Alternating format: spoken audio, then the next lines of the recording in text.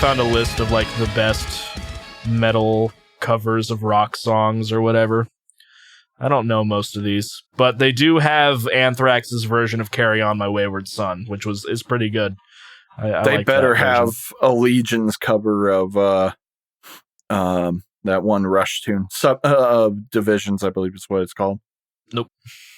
Wow, what a fucking bullshit ass list. That cover was amazing. I mean, it's also Loudwire, so what do you expect? Oh, it's fucking nothing but boomers covering other boomers' music. Got it. I mean, they have Bless the Fall on here. Gross. It's kind of surprising. I guess they covered Dream On by Aerosmith. Wow. Celtic Frost, Children of Bodom. Oh my god, they did the Children of Bodom one. It's for Somebody Put Something in My Drink. Oh, okay. It's not for the Britney Spears. No. I'd be mad if that was it. I guess Dark Angel did a cover of Immigrant Song. I'm just kind of scrolling through this list. Death did a Kiss cover. Didn't know that. Gross. Disturbed, Sound of Silence, obviously. I'm surprised they did that one and not Land of Confusion. No. The Sound of Silence is like their biggest song now. That's true. Dream Theater, Elton John, crap. I forgot that Exodus did a cover of Lowrider. It was very stupid, but it's Exodus covering the theme from George Lopez, so of course it is. I mean that's a bad song in general. Ghost did a cover of Here Comes the Sun. I'm kind of curious about that. It was on their 2010 album Opus Eponymous. I don't have that one. Guns N' Roses. Oh, right, Guns N' Roses. I forget that that's a cover sometimes. Knocking on Heaven's Door. I forgot that was a Bob Dylan song. Yep. All right. Here Comes the Sun by Ghost. Mastodon did a ZZ Top song. They also They also did Stairway to Heaven. I would never want to hear that in my entire life. It's not amazing, but it's not terrible. Honestly, I wish they would have done more for it. They did it because their bus driver or tour manager, I forget, who also happened to be Gojira's bus manager person, died, and he really liked that song. Look, this song is boring as fuck. What song was it covering again? Oh, Here Comes the Sun. Here Comes the Sun. It's nothing like that at all. Oh, so it sucks? It's different. I know that Metallica's cover of Turn the Page is pretty highly regarded, but it's not the best song off of Garage Inc., to be honest. I probably would have done... I do like it, though. It's good. At least they didn't do Tuesday's Gone, which is fine, but it's too long. I really like their cover of Damage Case. Damage Case is great. Stone Cold Crazy is great. Don't know Monster Magnet. I don't care about Motley Crue. I don't care about Motorhead. Wow. I don't care about... It's Motorhead covering David Bowie. That's two groups I don't listen to. I don't care about Nightwish covering Pink Floyd. What song by Pink Floyd? High Hopes. Ozzy did a cover of 21st Century Schizoid Man. I'm very curious. Queensryche also did a Pink Floyd song. Gross. Yeah, I don't care about I forgot Queensryche. I also forgot about Quiet Riot's Come On Feel the Noise as a cover of a group called Slade. It's not the same without the saxophone. I'm sorry. What are you listening to? Is it the 21st Century? 21st Schizoid. Is it bad, though? It's all right. I prefer the original. Oh, well, I mean, it's a classic. I'm not big on King Crimson, but that song is classic. But them proggy boys, though. Yeah, I don't like prog. I especially don't like prog rock from the 70s or it's 80s. It's arguably prog metal. Prog metal isn't the same as prog rock. Apparently, Rob Zombie and Marilyn Manson did a cover of Helter Skelter by the Beatles. See, I've never listened to the original Helter Skelter by the Beatles. A band called Sanctuary did White Rabbit by Jefferson Airplane. Interesting. That's the second time Welcome to the Machine by Pink Floyd has popped up on this list. Really? Slayer did a cover of Inagata da Vida by Iron Butterfly. I actually did know that. Is it good?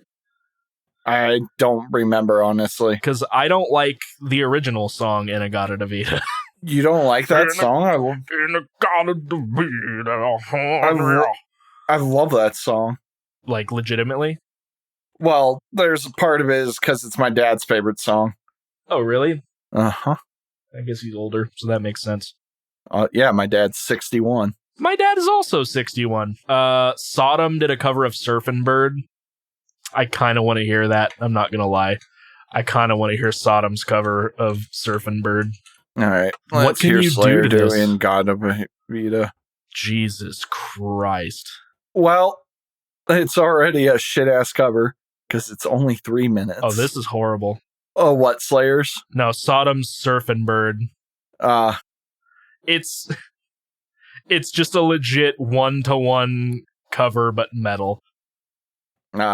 Yeah, so yeah, Slayer's version is only 3 minutes long. Isn't the original like 17? Yep. I mean, don't get me wrong, I appreciate them cutting it down because it's less of a bad song. Hold on, I want to hear it now too. In a God of the V. I will say that I watched the original, I watched Manhunter, which was the very first Hannibal Lecter movie because it was based off of Red Dragon, and then they would do Silence of the Lambs, and then they would end up doing Red Dragon. And the climax of the film has In-A-Gadda-Da-Vida. Like, you know what? This isn't terrible. Sodom? They definitely made it their own. Or Slayer. Slayer. Okay, I'm listening to it now. I mean, it doesn't sound bad for, like, Slayer so far. Oh, dude, I kind of like the lead. You know what? I actually kind of like this. It's not bad. The vocals aren't terrible like usual. Yeah, he's not just shouting it. He's actually singing a little. Yeah. All right, you want to get started? Right. Yeah, cool. I mean, I might as well finish. Hold on. I might as well finish off this stupid list real quick because we're in the tease. Testament, I don't care. Trouble did a cover. Oh, I know of Trouble. They did Come Together by the Beatles. Pass. Don't care about Twisted Sister. Don't like Typo Negative. Various Artists doesn't count. Voivod, don't care. Wasp, don't care. All right, cool. Yep. Go back up. Oh, also, the Broadway show tune of Limp Bizkit's Break Stuff was a video. Anyway, hello everybody and welcome to Distorted Entertainment, episode 17, I think. 17. That is correct. Yay! My name is Ethan Carpenter. I am joined by Mitchell Wade. Hello, everybody. How you doing, Nathan? I'm doing all right. I've decided it's like my mission to always introduce you like in like the same cadence as I can every time, with like the little dip when I say Wade. I appreciate it. Everyone, because I just want like a super cut of like, you know, those things where if somebody does the same thing over and over again, they have like a 5-minute super cut of every time they say something. I want that eventually. It's going to be that, me saying I don't like Mastodon and Tool, and us making fun of black metal. It's just going to be that in the future. Even though you like the last black metal album I gave you. Yeah, but we still make fun. We still made fun of black metal in that episode. That's true. We do make fun of black metal. I hope you enjoyed the fact, by the way, that I called you Ethan. You called me Ethan? Yeah. Yep, didn't even notice. Cool. How's it going? I'm doing all right. How about you? I'm here. I'm alive. Medical stuff. But otherwise, not too bad. I do today, by the way, have a Gojira Fortitude report. Sweet. We shall get to that. Yeah. So, yeah. Any news there, Ethan? I have a few things, but mostly it's just like singles that I've listened to. I have one news thing, I guess two if you count the second one, but it's also single news as well. Rings of Saturn have split with their vocalist and are going to be focusing as a strictly instrumental band now. Smart move, boys. Smart move. Is that sarcasm? No, I mean, they're mostly known for their instrumentation anyways, and distancing yourself from the guy that's causing all the issues is usually a good idea. Except they're not, because Lucas Mann isn't the vocalist. Oh, never mind then. Yeah, Lucas Mann is one of the guitar players that's been constantly like accused of recording all of his stuff slowed down and then sped back up. Oh, that guy. Yeah, which I'm like, let's be honest. Like Infinite Annihilator probably does that a little bit too, but it doesn't. It's one thing if you're not supposed to be taken seriously, like Infinite Annihilator, versus like you're being hardcore, like I'm one of the best guitar players ever, like Lucas Man. Yeah. So didn't he actually prove that he could do it or something like that? He did, apparently, but it also doesn't change the fact that, like, on a couple of songs, literally the solos sound like they were programmed in Guitar Pro, exported as a MIDI file, and then drug in. Maybe they did it intentionally as an effect. Who knows? Yeah, I know. I know there was a Faceless song that did that, and it honestly sounded awful. I hated the effect, but it was purely for that effect and not because they couldn't play it or something. Yeah, if you look, I think it's the song Senseless Massacre by Rings of Saturn. The solo is, it sounds like it's a mix between that. I would get you a timestamp, but honestly, I don't really care I don't care either. It is one of the few Rings of Saturn songs I do like, though. And that's mainly because of the vocals. So I don't really know how they're going to handle it with Ian Bearer being gone. I didn't think he was like the best vocalist in the world. He doesn't really enunciate very well, but he sounds good for the way it is. The first time Fleshbore performed, we played with Rings of Saturn, and Lucas Mann wasn't there. Like, they just played his parts through a laptop because Lucas Mann has a problem with playing shows. So when Rings plays now, is it just gonna be Joel Omens and the drummer? Do they not have a bass player? Actually, I don't remember. Hold on, let me find that out. Let me look at the current members of Rings of Saturn band. Legitimately, I'm not sure. Lucas Mann play. Okay, live, I guess not. Oh. In the studio, they both play bass, but I think live, I don't think so. They've had bass players before. Like, they've had former live people. I'm not sure. I don't know why, but it reminded me of this one meme when everyone was leaving the Faceless. A meme popped up, and it literally said, "And I too am quitting the Faceless," and it was just a picture of a laptop, and it said drummer on it. Oh, man. Good times. Well, apparently Ian Bearer wasn't even the vocalist for all of their albums. I guess their first one was somebody else. But we've both made it kind of clear that Rings of Saturn aren't exactly either of our favorite bands in the world.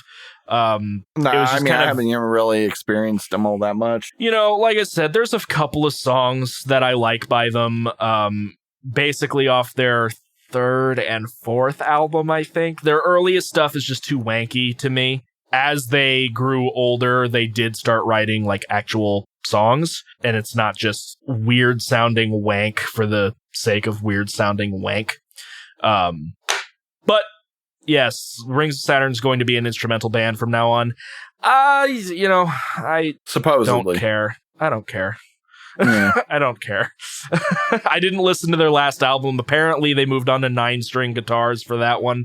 Maybe Jesus I should check it out at some point. But I do remember, I checked out one of the singles, and I was like, it does nothing for me. But like I said, I haven't checked anything out from it. So that's Rings of Saturn. I guess I have one more news thing, but really it's just attached to a single that was dropped. So I'll do both, I guess. Andrew WK is engaged to Kat Dennings. So that's kind of cool. I know people that are fans of Kat Dennings, but congratulations to them. But Andrew WK did drop a new single outside of Babylon back in February. This one is called I'm in Heaven. Both of them are going to appear on his next album called God is Partying, and it's going to be out on September 10th. And apparently he's going to be touring. I kind of want to go see Andrew WK live. I would go see Andrew WK. Fun. I'm sure it would be pretty fun. I didn't really like I'm in Heaven, though. I don't remember a ton about it. I only listened to it once because that's kind of all I wanted to. The lyrics are very repetitive. Literally, the only lyrics are take me to heaven and send me to heaven. And that's it. Maybe I should check out the music video. Who knows? But we do have a track listing for Andrew WK's God is Partying. His album art also looks like he died on a sidewalk. So that's interesting, Andrew. That's interesting. It's actually really freaky. He looks dead AF. Track 1, Everybody Sins. Number 2, Babylon. 3, No One to Know. 4, Stay True to Your Heart. 5, Goddess Partying. Number 6, I'm in Heaven. Number 7, Remember Your Oath. Number 8, My Tower. And number 9, And Then We Blew Apart. There's only one song that includes the word partying on it. Interesting. Yeah, so that's Andrew WK. Didn't really like his new single. I liked the last one a lot, though. I hope most of the songs follow the format of Babylon over I'm in Heaven. So Right. what's your opinion on Rise Against? I enjoy Rise Against to an extent. I liked them a lot in high school, though I really only stuck to like 2 albums. It was one of those like found them through Guitar Hero 3 and then liked the entire album. Prayer of the Refugee. Yeah. Great song. And then I really like Drones off of that album too. Drones was great. They are coming out with a new record called Nowhere Generation. They've released a handful of singles. I've listened to them all, but the only one that I have up right now is called The Numbers. They are fine. I think performance-wise and energy-wise, it's actually a lot better than their last record. I listened to all of their last record, which I think is called Wolves. And the only song I really remember off that album is, How Many Walls, I believe is what it was called. Kind of rallying against some of the stuff that was happening back in 2017. They are a punk band, so punk rock, so you would expect that. But their new singles don't sound half bad. Tim McElrath, I believe is how you pronounce his name, sounds a lot better. He sounds like he's been working on getting his voice back. He has a lot more grit in his voice than he did on the last record. So I'm kind of excited to listen to the new Rise Against record. They've never been my favorite band or anything, but I did check out when they dropped Wolves, and I'll probably check out Nowhere Generation as well. The Devil Wears Prada. 2 episodes in a row. They dropped another single for Zombie 2. This one, under the name Nightfall, it is a lot better than Termination. I can say I actually do like this song. It's not groundbreaking. It kind of drags at about 2 minutes, for a little bit. But My Karonica actually sounds a little bit better, other than ending a lot of his high screams with the weird, or whatever. He ends a lot of lines like that. So that's I don't know why, but you sounded like, God, what is his name from The Goonies? I've never seen The Goonies. How have you never seen The Goonies? I've never seen The Goonies. You're the movie boy. I don't watch trash. Okay.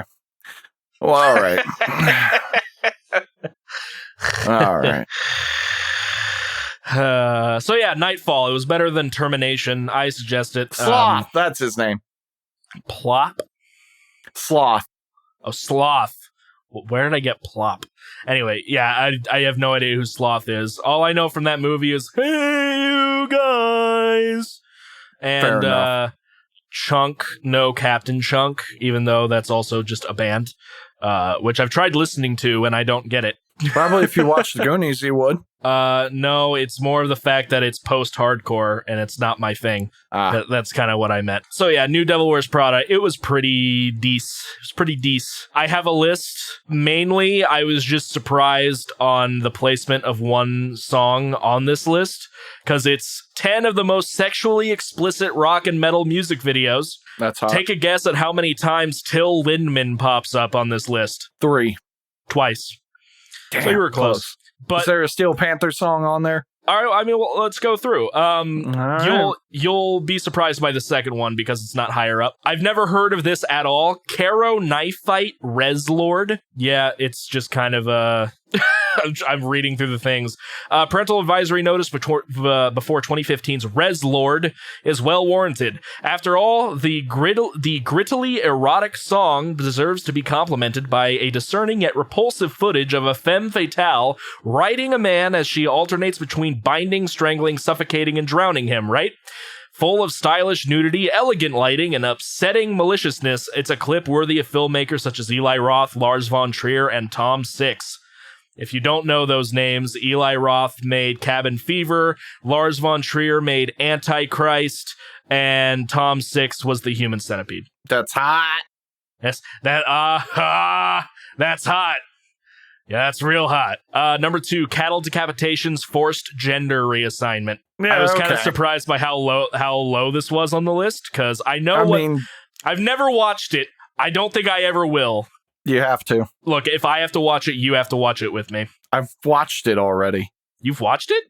Yes. Why do you think I was so turned off the cattle when it came out? I don't believe you. I don't know what to tell you. Yeah, I've never watched the music video. I've seen clips of it on a Watch Mojo list, but it was heavily censored. So taken from 2012's Monolith of Inhumanity, this track couldn't be represented any less outrageously. Yeah, it's a dude that tortures people, and he's wearing a gimp mask. That's about it. Hollywood Undead, the song Undead, I don't care. King 810, La Petite Morte.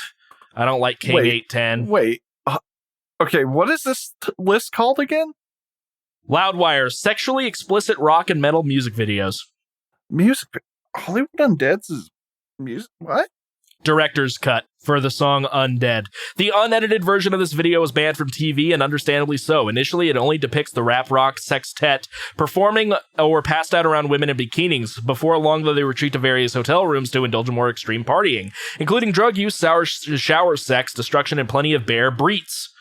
It's not as provocative as some of the other entries here, which is saying something, but it still goes pretty far. I mean, the thumbnail just shows a woman mostly naked in the music video. And it was Undead, right? Undead, the director's cut. All right. I'll watch it because I really liked this song in high school. I also liked this song in high school. I don't know why, but I did. Because we were all edgy. And it's just the Crazy Train riff sped up. Oh, yeah, kind of, yeah. I mean, it literally is. Like, it's not a joke. It just is. King 810... The song La Petite Morte debuted on Pornhub. That's all you need to know about it. There's King 810 anyways. That's true. But that's also not saying much because there was a Watsky video that popped up that debuted on Pornhub, starring Riley Reid. It's for his song Going Down. It's about exactly what you think it is, which is really weird. I don't like that song very much, but Watsky is very good. I didn't realize Till Lindemann from Rammstein has his own solo work, but Lindemann's yes, he does. Platz Eins. It's exactly what you'd expect from Rammstein. And then Rammstein, Pussy. We talked about that song last week, or last video. This one apparently is new, because I recognize this name from Banger TV, I think, called Sanguiza Ugabog. No idea how to pronounce it. Song Menstrual Envy. Ugh. And then The Prodigy, Smack My Bitch Up, which I actually did know before this list. I knew of that song, mainly because of Todd in the Shadows. The Pretty Reckless, My Medicine, and 30 Seconds to Mars, Hurricane. Surprised to see 30 Seconds to Mars on here, to be honest. Anyway. Yeah, kind of. I mainly just pulled that up because of forced gender reassignment. But other than that's all I got for music news. And then literally... this Hollywood Undead one is them literally just... It's tits. And... yes. One of the band members threw up, and there's some drugs. Don't know. Compared to I love forced gender reassignment. It's such a good song. I have one gaming news. I'm just gonna get it out there because it's a laugh. Stadia is, quote, alive and well, Google says. I don't believe you. Anyway, that's all I got on news. Okay. Wow. Oof. Wow. Oof, oof, oof, oof, rip. Oof, rip. I can't even... I forgot Stadia even existed. That's exactly why I thought it was funny. Wow. Jesus. I believe we talked about clown cannabis last week, didn't we? Or last episode. You sent me the article, but we didn't talk about it. Oh, quick. Slipknot, clown. He has his own brand of weed now. Lit. Amazing. Lit. No, we did talk about clown last week, but it wasn't about about his marijuans. So I guess that's cool. That's Slipknot Dank Kush. That Slipknot Dank Kush. I don't got much in terms of music news. Video game news. Mass Effect Legendary Edition came out. Roommate's playing it.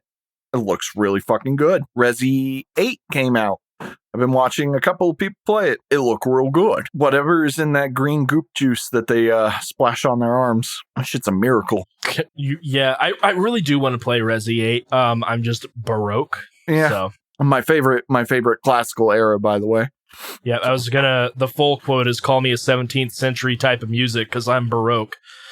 Or as other people call it, classical. Anyway. I mean, technically not wrong because it is the classical era, which contains Baroque, classical, and romantic, but fuck my minor or whatever. Anyways. True. You're not making money with it.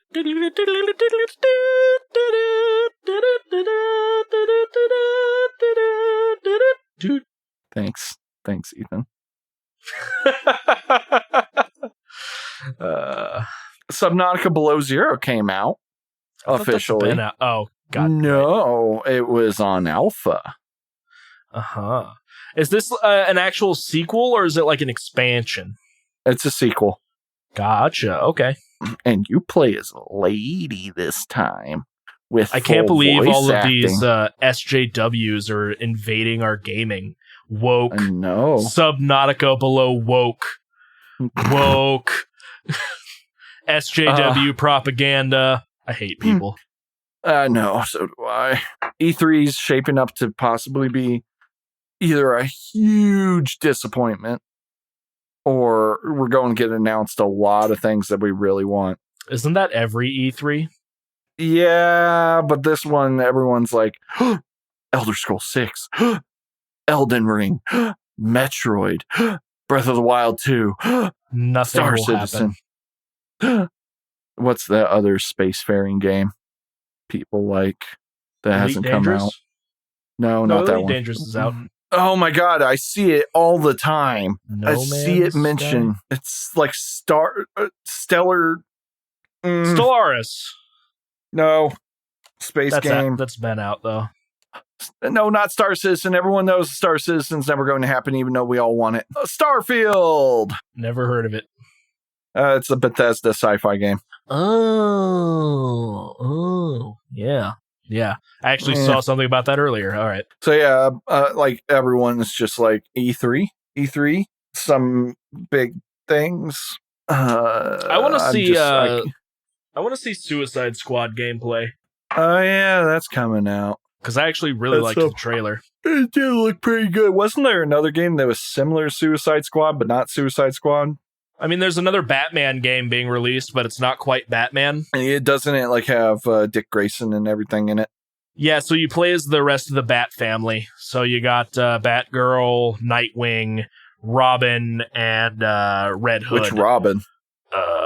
Tim Drake, I believe. Dick Grayson's Nightwing, and then Jason Todd is Red Hood. I always forget about Red Hood, honestly.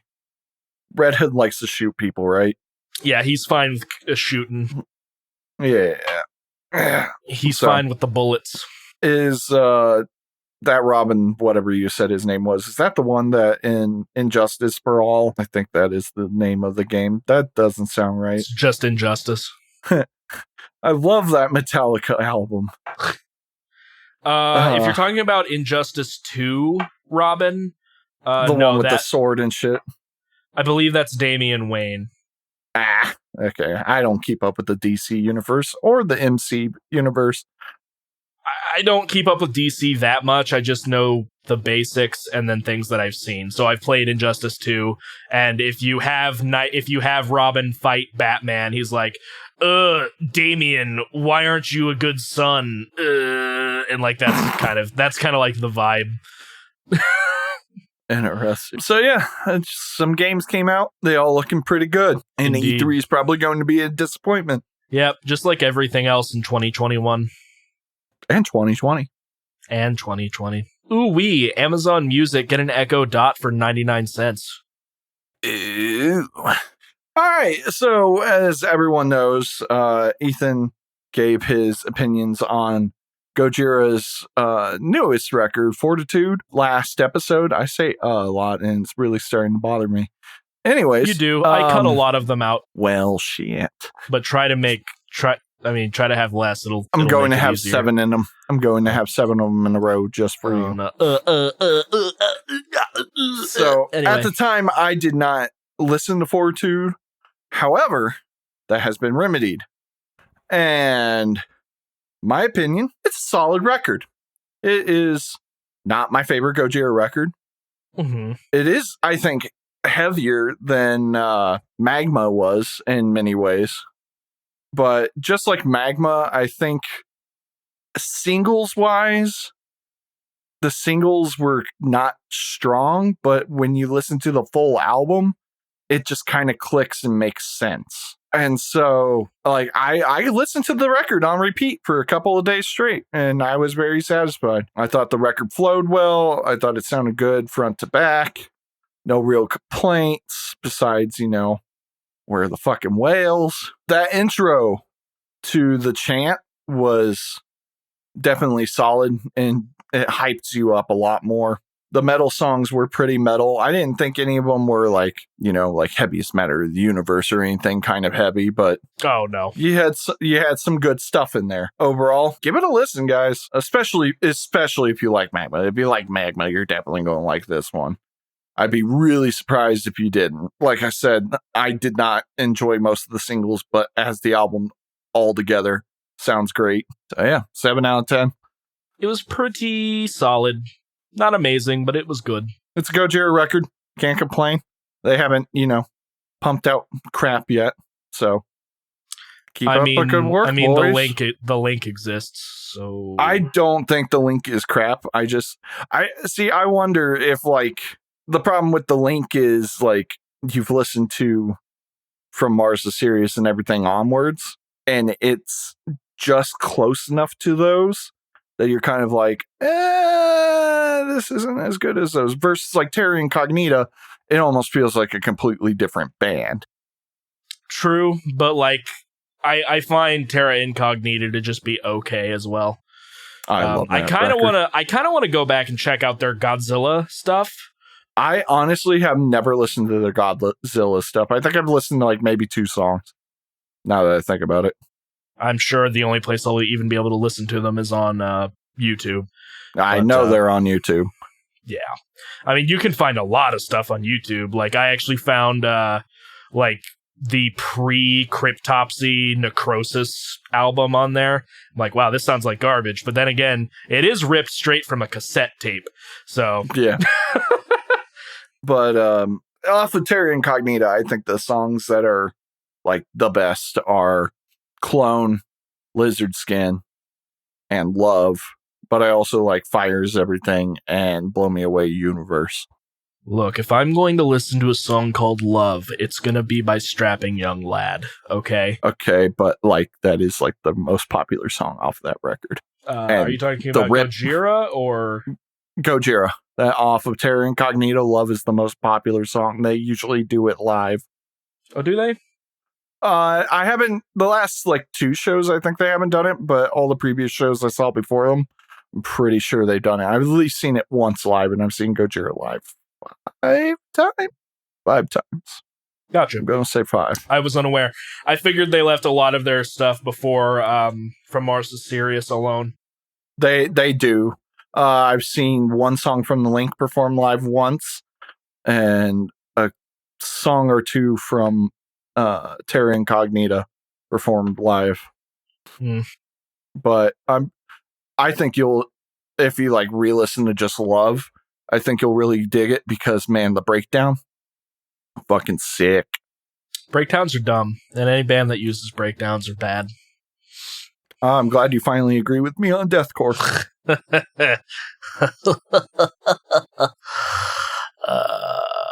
I've been busy defending Black Tongue for the past week, so rough.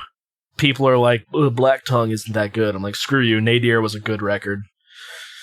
It's a good record.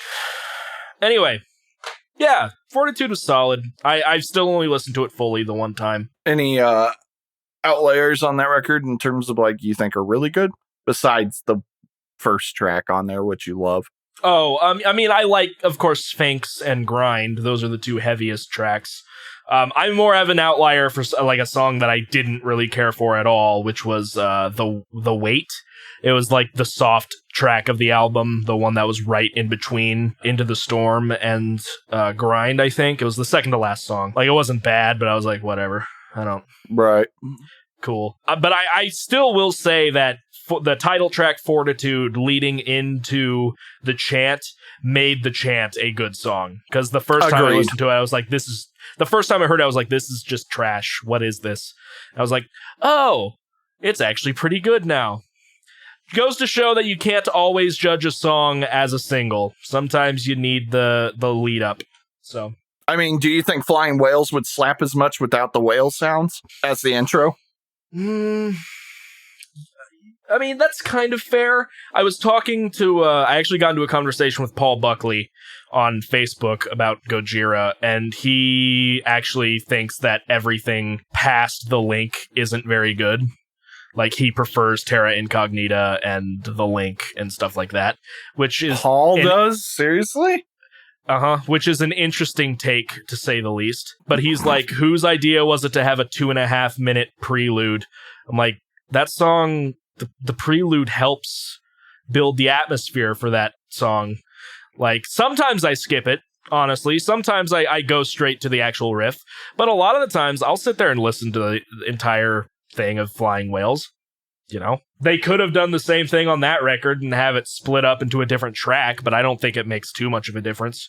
Unlike the chant, I think Flying Whales, if they had like separated it out into 2 tracks, would still be a great song versus the chant. So yeah, but I can't quite remember a couple of the songs just off the top of my head, other than like the singles, and then I know in context of the album, I actually did like Another World a lot more as well. I did too. Quite a bit. Because I was pretty iffy about it as a single, but, you know, in context, I enjoyed it a lot more as well. Yeah. Cool. Let's get into it. You went first last week, so I shall start this week. Mitchell gave me a band out of Taiwan. Wow. It's Taiwan. Thank you. They've apparently... Were you going to get mad if I didn't correct myself? It was bothering me. Yeah, Taiwan. And I hate you so much. He gave me apparently this band has been a thing for a while now. They are at least 95. So same year I was born. They're as old as I am. Called CHTHONIC. They have a lot of different genres, to be honest. Many.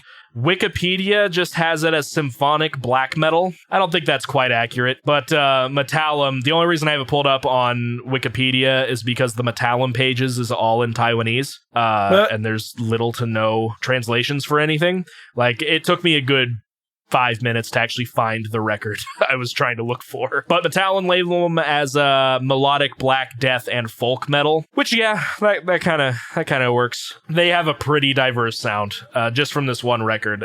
Mitchell gave me Takasago Army. Yes, the Takasago Army. It was released in 2011. Runs about 40 minutes. We got how many tricks? Where's the track list? Here we go. Got 10 tracks, 10 songs. Mm-hmm. Really, I'm floundering. I don't know where I'm going with this review. I'm a little tired.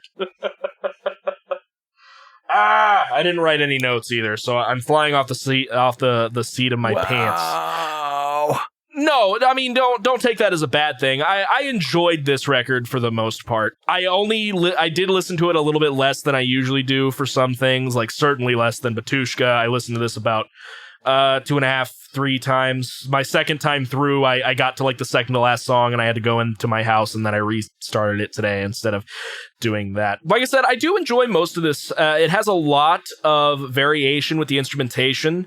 It has some of the things that Mitch told me about that I don't really remember the name for, and the term, like, I know that the phrase Oriental can be iffy, but they also label them as, quote, Oriental metal on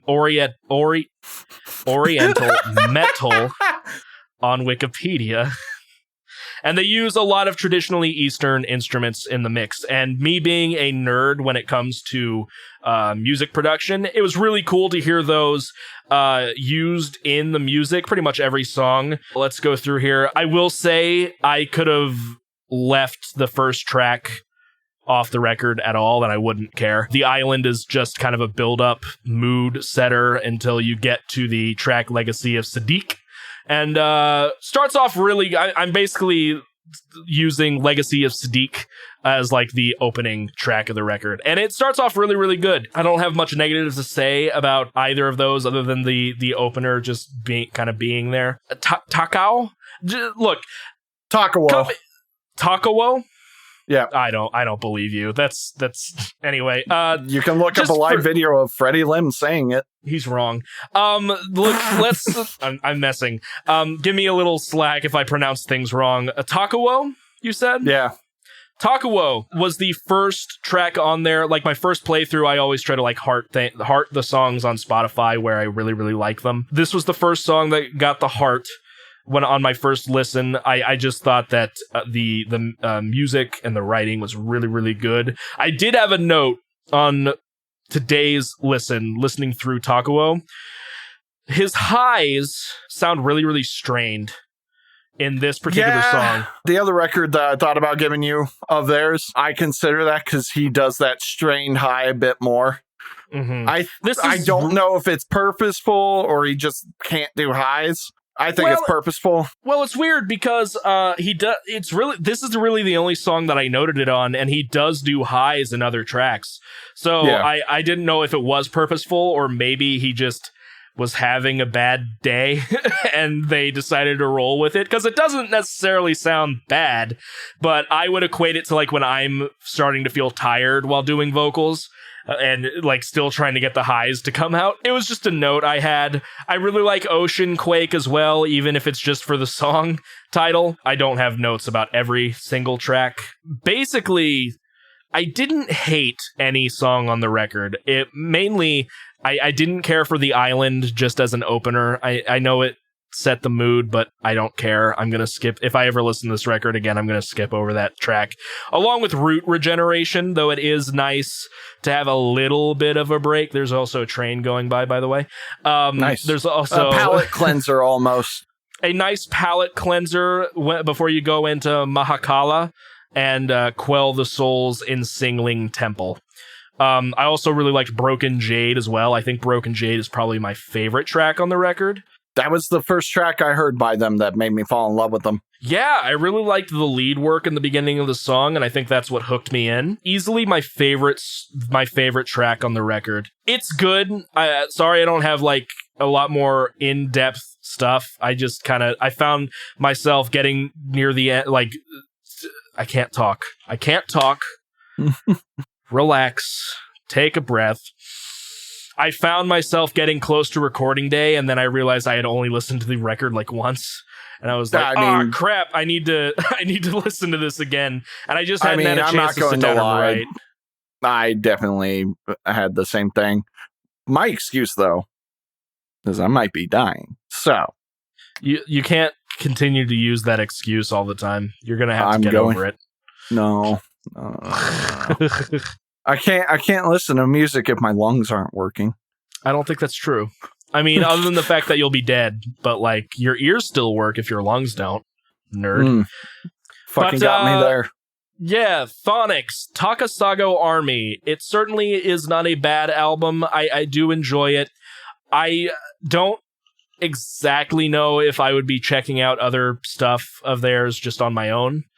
I think you should at least check out their newest one. Mm-hmm. It is also really good. Perhaps I shall, but... Perhaps I'll force you. Who knows? Perhaps you'll force me at some point. But this, I did listen to the English... They apparently have 3 different versions of this record. They have Taiwanese, English, and Japanese. Oh, I didn't know they did the Japanese one. Or... Oh, no, the Japanese version is just the English version with extra tracks. Never mind. But yeah, it was good. I do suggest it, especially if you like I'm just going to kind of use the all-encompassing symphonic / melodic tag for this. If you like, maybe Septic Flesh isn't a good comparison, but if you like melodic and symphonic death metal, I think you'll dig this quite a bit. It has a lot of variations throughout it, and I'm probably gonna give it a 7 out of 10. Not good enough, but I get it. Well, so this is something I was actually going to bring up. I'm going to, I feel like me at the very least, maybe not you, depends on how you feel about it. I need to refocus my ratings. I noticed that I feel like a lot of the times we might be a little generous with ratings sometimes. So you're right. In my head, my original Dying Fetus. Shut up! You gave that a 3 for objective or 3 for subjective and a 7 for objective. No, you're right. It should have been 5. Blow me. So my thing was like, I think a 5 for me now is like the bare minimum of me enjoying something, or like just that it exists, which is kind of like what I did for Letters from the Colony. Anything less than that is going to be like, it's kind of bad. Anything more than that is obviously good. Maybe you should check it out. The only reason I'm saying that now is because I rewatched Cosmonaut Picture Show's like watching my old reviews or whatever video and recontextualizing. I'm like, I may be a little generous with some of my stuff now, because I think there have been some records where I'm like, yeah, this is fine, 7. Where like my 7 was my 5 or something like that. I gotcha. So this is just something I'm going to keep in mind in the future. But I did like this record. I do suggest people checking it out. So yeah, I'm giving this like a 7 out of 10. Certainly not bad in the slightest, other than those 2 tracks that I'm like whatever about. And they're instrumental anyway, so meh. Yeah, I'm iffy about instrumentals at the best of times. Except for the Rejuvenation one. That one's kind of just weird voiceover. Oh, also, I think it was in Broken Jade as well. One of the songs like starts overlaying like radio broadcast voices. Broken Jade. The final. Yeah, I didn't like that part about Broken Jade. It got like, I think it overstayed its welcome a little bit. Do you know what this album's about? Yes, I know what the album's about, but that doesn't mean I'm going to give it a free pass if I think it's overstaying its welcome. Yeah, that's fair. I'm just... Like 2 minutes of the song, like having like I'm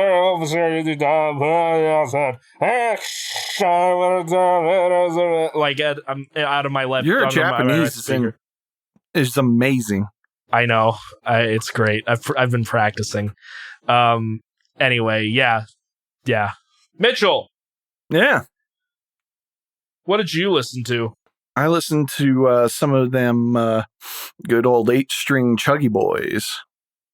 Some sugar, some gent, if you will. Sugar. Made that stink face. I may have to get fresh pictures of us doing the Meshuggah face. For I'm not thumbnail. doing the Meshuggah face. You got to do the Meshuggah face. I don't have to do the Meshuggah face. It's the one time that I can request you to do the Meshuggah face when we're doing. Well, guys, it's been real. This is the last episode of the podcast. Oh, screw you. Anyways, I listened to Catch 33. When I originally looked it up, by the way, I did accidentally try to find Meshuggah's album Catch 22. That was very hard to find.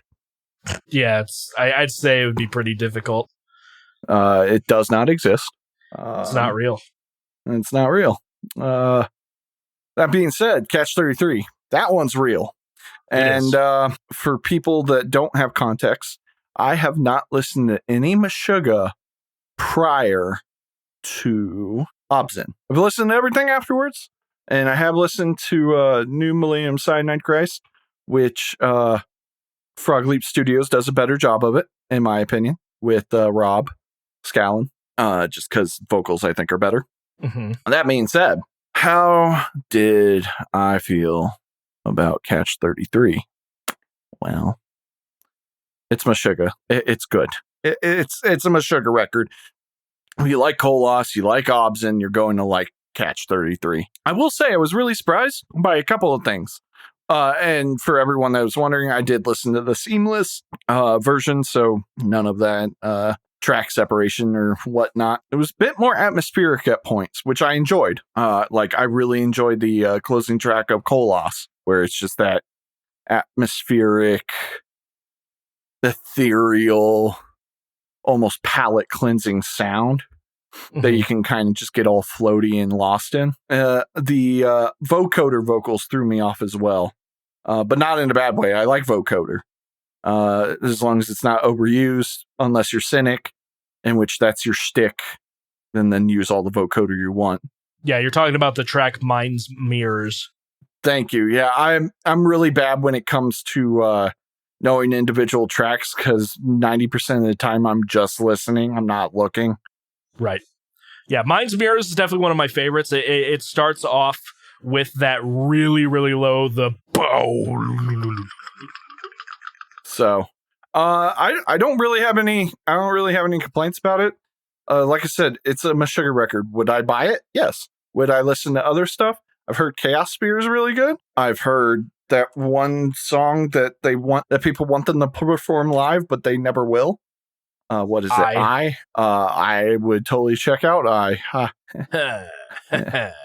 Yeah, the further back you go in their discography, the more thrashy they get. So, I mean, yeah, like I said, the only reason I didn't like New Millennium Cyanide Christ was the vocals, which is why I enjoy the Frog Leap Studio version a bit more, because it's more along the lines of new Meshuggah sound. If you go all the way back to their very first record, Contradictions Collapse, it basically is a progressive Metallica. That's righteous.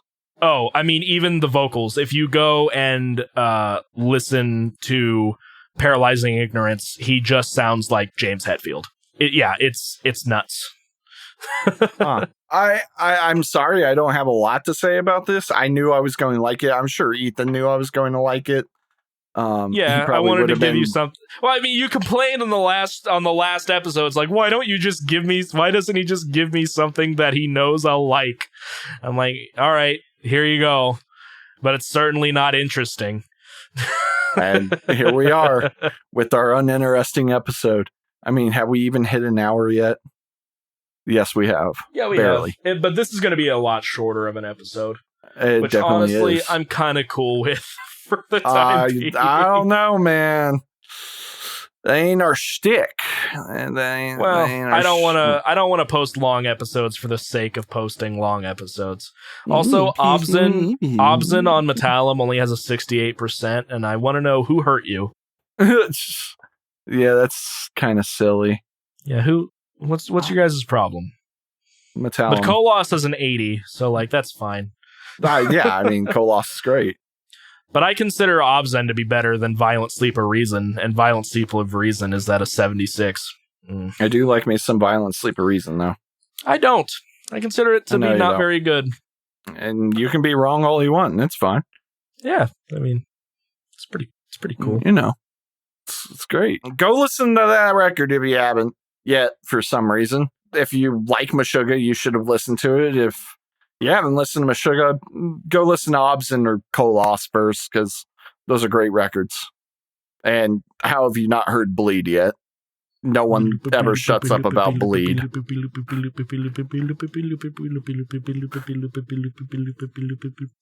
I was watching Samus, and apparently, if I remember correctly, Mario actually hid some Bleed rhythm in one of the songs. I mean, isn't it like a common beat in Indian it's what's music? known as I don't know about Indian, but it's a common thing in like drum practice. It's just called a herta. Herta. Yes. Yes. Oh no, I remember what it was. Samus was doing a like his hardest hitting drummers of either all time. Because Dave Lombardo was on there. I'm pretty sure he said all time. And Mario was on there, as he rightly should be. I was really surprised he didn't put Thomas Hawk on there. Or Hake. I've always said Hawk, but I could be wrong. Yeah. Either way, I'm really surprised he's not on there, because it's Meshuggah Boy. Same. But He's a great drummer. Yeah. In the Poland Rock Festival video of 2018, Mario was doing a drum solo, which he typically does at the shows now in between songs. And he did a little bit of bleed in his solo. So that was pretty neat. Haven't we talked about the band Imperial Triumphant before? Yes, we have. Yes, we have. Why did you bring it up? Because I'm looking at Thomas Hawk's Encyclopedia Metallum page, and it seems like he did guest drums in their album Alphaville. It wouldn't surprise me. They're avant-garde metal, and it's interesting until the vocalist comes in. Jesus. Neoclassical black metal, avant-garde technical black death metal. Yeah. They were the band that I told you had a song with a barbershop quartet in it. Apparently their album let's try this. Abominamentivum is pretty good. Oh, there's the bleed. I just can't get past the guy's vocals. That's what it comes down to. Yeah, I remember that. Yeah, their last album wasn't scored very well. Really? I thought a lot of people actually liked it. One of the review titles is, quote, "I like all genres of music, but like as sarcasm." That's pretty fucking good. Anyway, yeah. This episode was a little lethargic, but it's fine. We're going through shit. Life's tough. Eventually we're gonna start like our recording schedule might be a little different, so we won't be super tired. Like I won't be super tired all the time. I was about to say I'm fine because Mitchell is going to work with me soon. So that's this cool. This is going to be really interesting for me. Have you already put in your 2 weeks and everything? No, I haven't even gotten a start date yet. Oh. I'm still going through the background check. Oh, yeah, that makes sense. Mitchell! Oh my god. Succotash. What is up, buddy boy? Yes, Ethan. You have I do. A list! Yeah! Yes. Yeah, I supplied the list today, guys. Aren't you really excited? Woo! It's a Metal Hammer list. Lists! Oh my god. Yeah! Oh man. Get pumped! There's 100 things on this list. Yeah! I punched my mic. Let's go! It is Metal Hammer's The 100 Greatest Metal Songs of the 21st Century. Yeet. Yeah. So, Ethan, how would you like to do this? Would you like me to have you guess all 100? Blow me. No, I feel like you want to do that. You made me do that. You made me do that once. I didn't do that for 100. It was like 50, and it was very, very segmented. It's like, what do you want to do for the... what was that one? Was that the top album of each genre? I mean, if this was segmented, be like, here's the best new metal song, that'd be different. But I'm not going to be guessing out of my butt. So you heard it here first, folks. Ethan doesn't know metal. Oh, okay, fine. You give me the band name, I'll try to guess the title. I'm not going to do that. No. You want to challenge the girth of my balls, and you want to do all this? We're going to do it. So you know the band Solstifer. I don't know that one. What about the next one? I'm sure you know Electric Wizard, right? I know of Electric Wizard. So you know their songs, right? Dope Smoker. Wait, was that a legitimate answer? It was a joke. I know that they didn't write Dope Smoker. Okay, I was like that, buddy. That's Sleep. Yes. All right. I think we're just gonna go yay or nay, like we did the bands. What about Twin Temple? You know Twin Temple? Nope. Sixth. I know Sixth. Chic. Whatever they are. Them. I don't know. Okay, them. I didn't know them. Songs.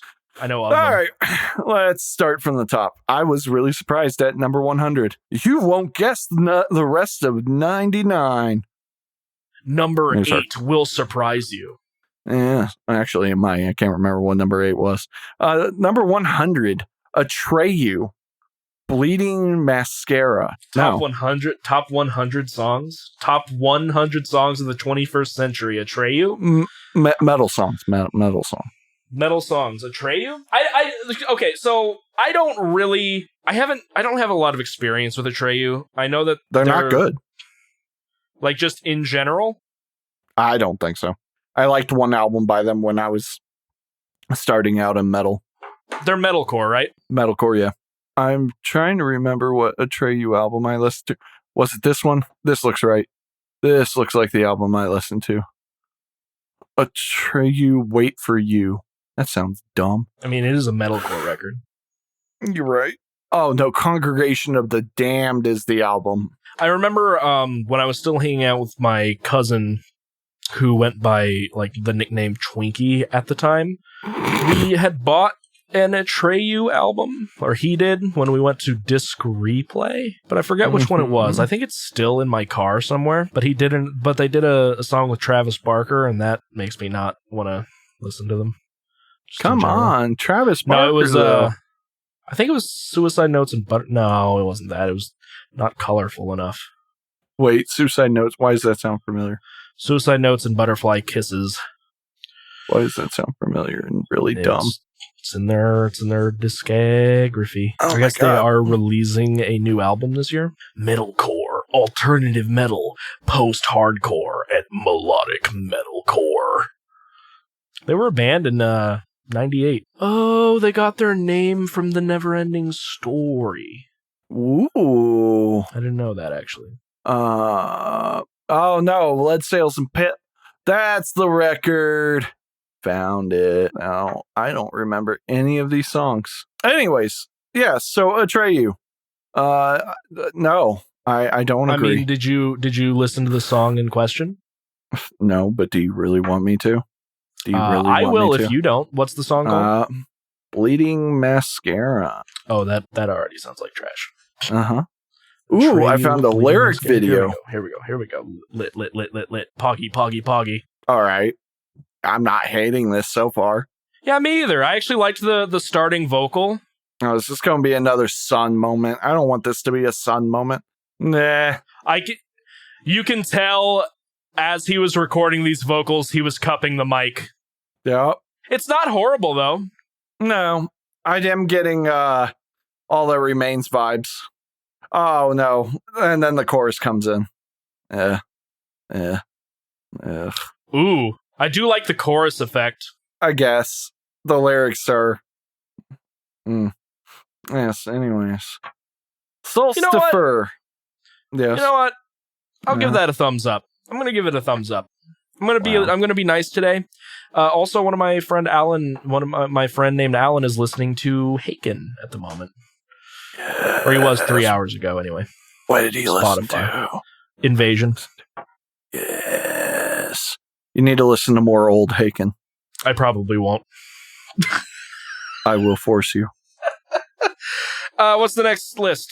Or the next item? list. No. We're moving on lists, guys. Solstifer, Ottawa.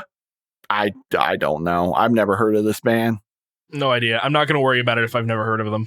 Metalheads Destroyed by Banjo was the first words that are said, so we can stop there. Electric Wizard, Funeralopolis. I'm not into stoner metal. Me either. No. I'm going to pass on Electric Wizard. Thumbs down. 9 Inch Nails, The Hand That Feeds. Sure. I don't know that song. I'm not big on 9 Inch Nails. I would have rather seen Hurt or Capital G. Twin Temple, Sex Magic. Never heard of them. 6th, Bland Street Bloom at number 95. So this one I am actually going to check out because I've never listened to 6th. Bland Street Bloom by 6th. Here we go. Yes. All right, we're 5 seconds in. We're still fading in, so this is going great. We're 12 seconds in. We're still fading in. This is great. Okay. Huh. It's reminding me of like... I hate the vocals. The intro riff, I haven't gotten to vocals yet. Oh. He sounds like he's trying to do a discount Devin Townsend from Strapping Young Lad. Mm-hmm. All right, that's fair.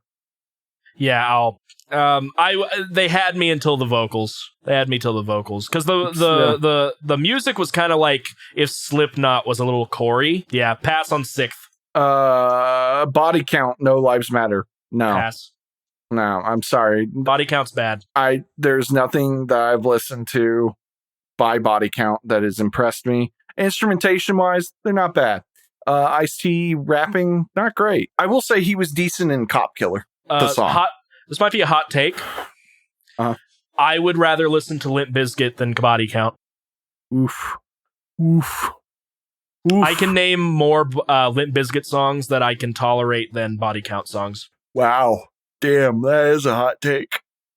That's spicy, man. Keveltrek at 93. I've heard people call it Keveltrek. That's not even close to how that's spelled. I believe it's pronounced Keveltrek. That's so weird. But I've never heard them, so. Well, okay.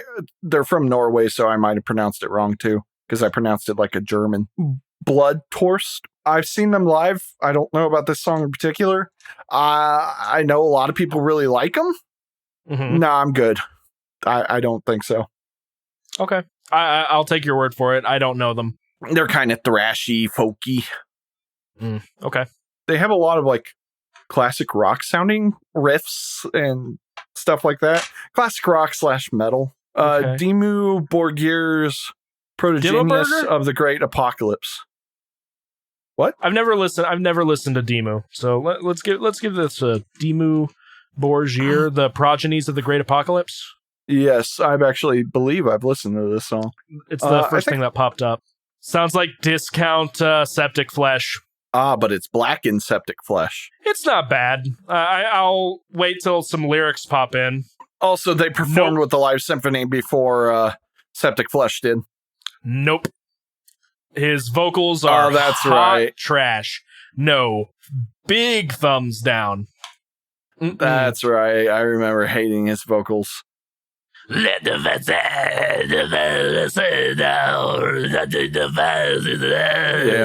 That hurt. That actually hurt a lot. And okay. Yep. Next. Yeah. Arch Enemy, We Will Rise. Yeah. I will say yes. Yeah, I like Arch Enemy. I don't know if it would be this song specifically, but anything anything with God, what's her name? Glasgow? No, not Glasgow. This is before Glasgow.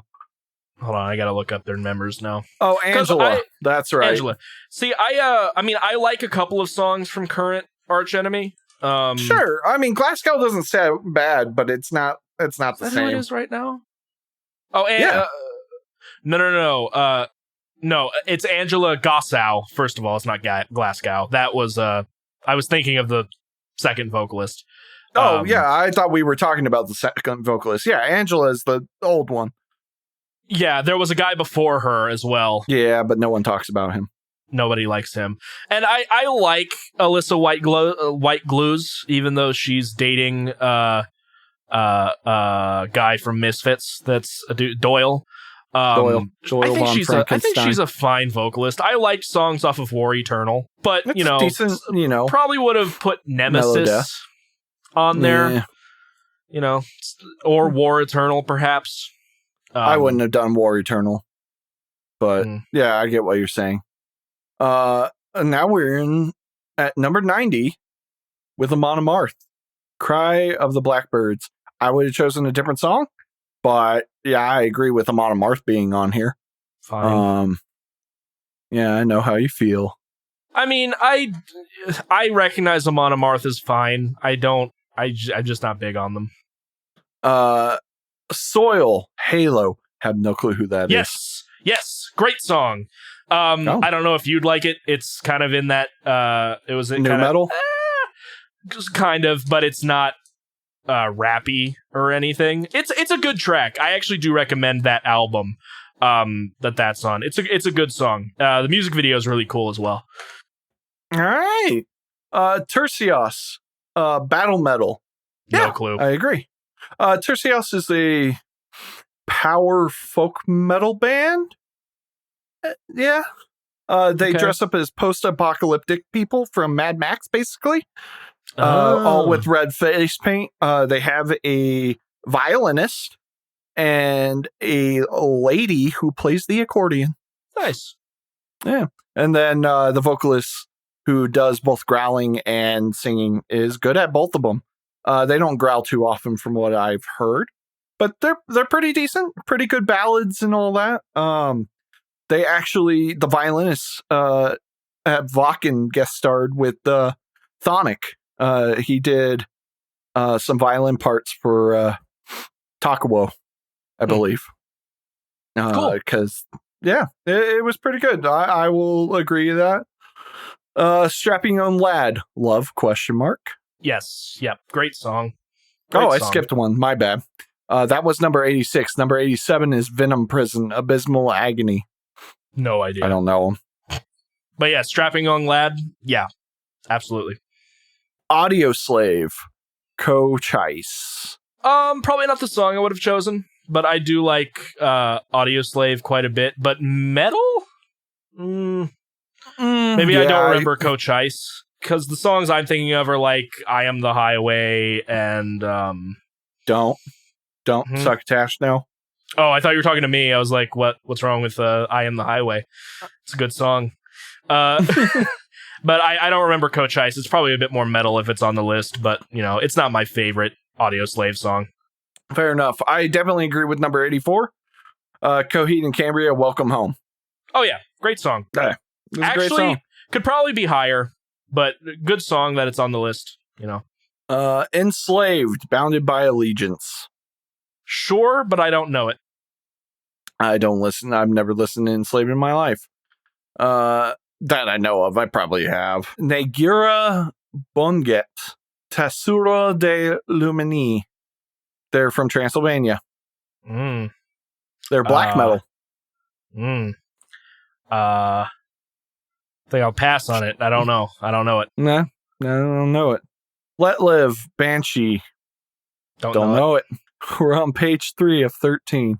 Let's go.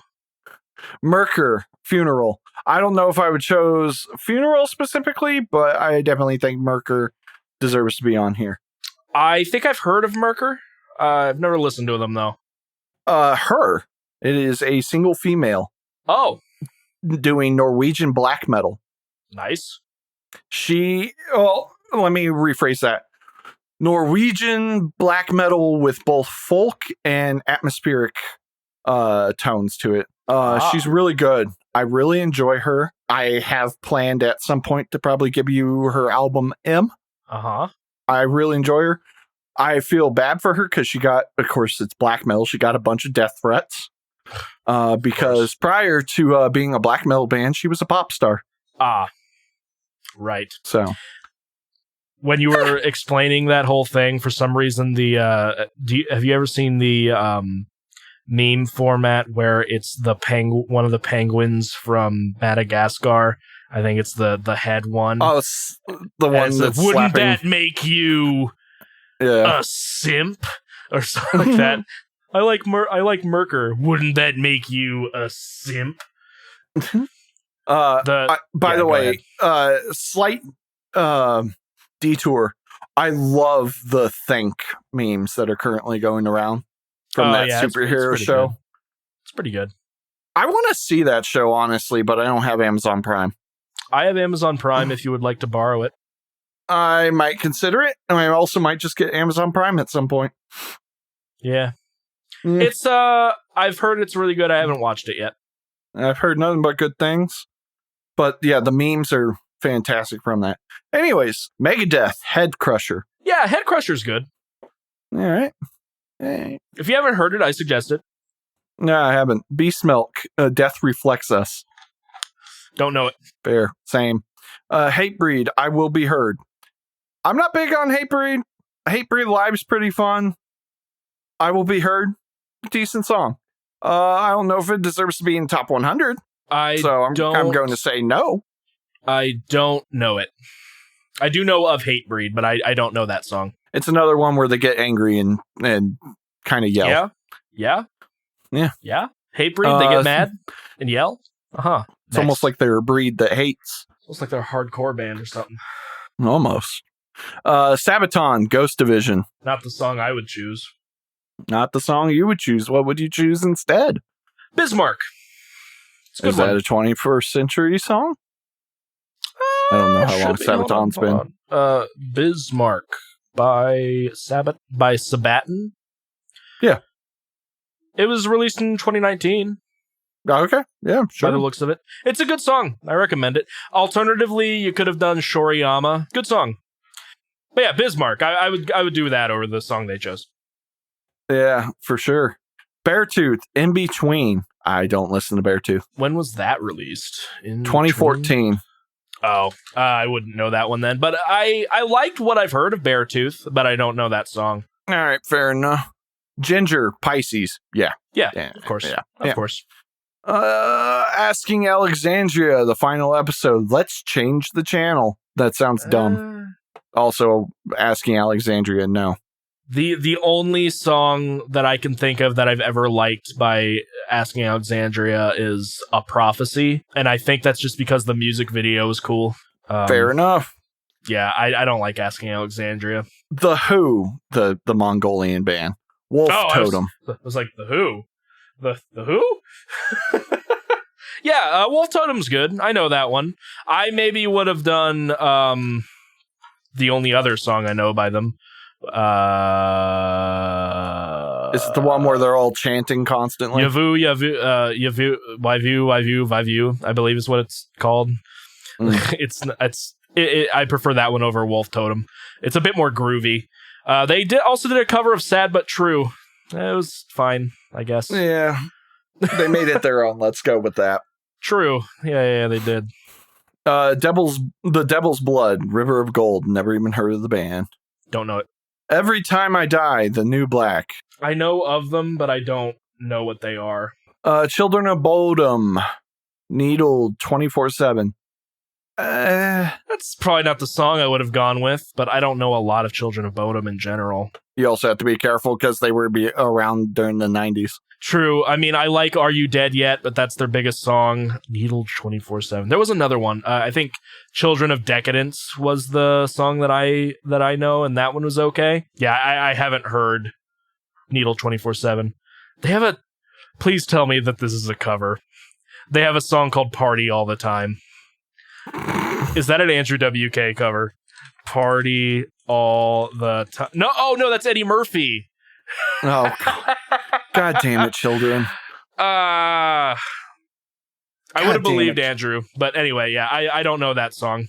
All right. Well, Loathe, Two-Way Mirror. This is a 2020 song. Loathe, I know of them. I don't know if I've heard that song. They are a very strange, progressive band. I've never heard of them. They were their album last year was very highly regarded, but the song is from that. Yeah, I tried listening to it. It wasn't my thing. I actually don't even know what to label them as. Loathe band. Some people have said like progressive death tech. Yeah, progressive tech metal. Metalcore, new metal, prog. Sure, fair enough. Some people liking it to Deftones, and I don't like that. I wouldn't say Deftones. It's very weird though. Maybe check it out, but it wasn't Not for your me, thing. at least from what I've listened to. Amun-Ra, Cruza. I don't know them. Yeah, that exists. Steel Panther, Death to All But Metal. No, Steel Panther can fuck off.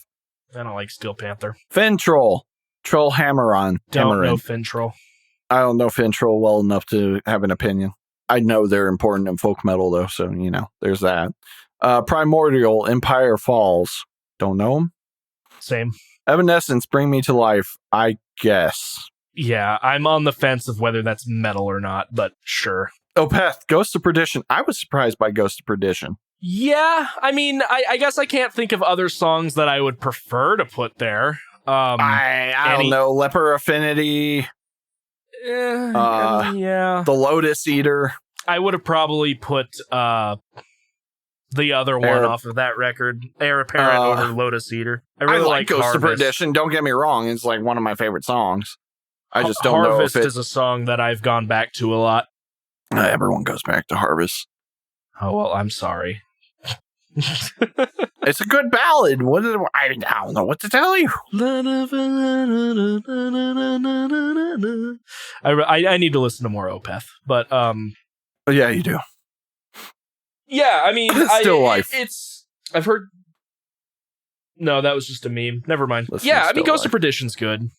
Yeah, they definitely deserve to be on there. I don't know about 62 though. That's true. They please tell me that it's not gonna get super boomery.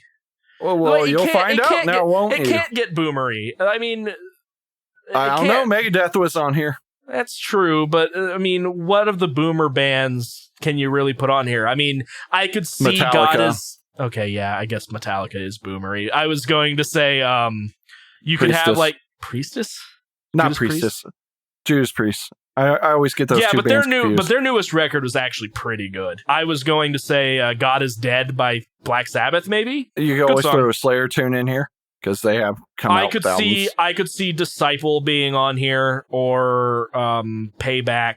But anyway, let's continue. It's a long enough list. We have 61 more songs. Acrecock, A Skin for Dancing In. That sounds pretty metal. Don't know them. Yeah, London's most debonair Satanists fuse the bestial and the aristocratic for... Wow, these are words I've never even heard of. Lascivos? Sonic Black Death Orgy. Okay, sure.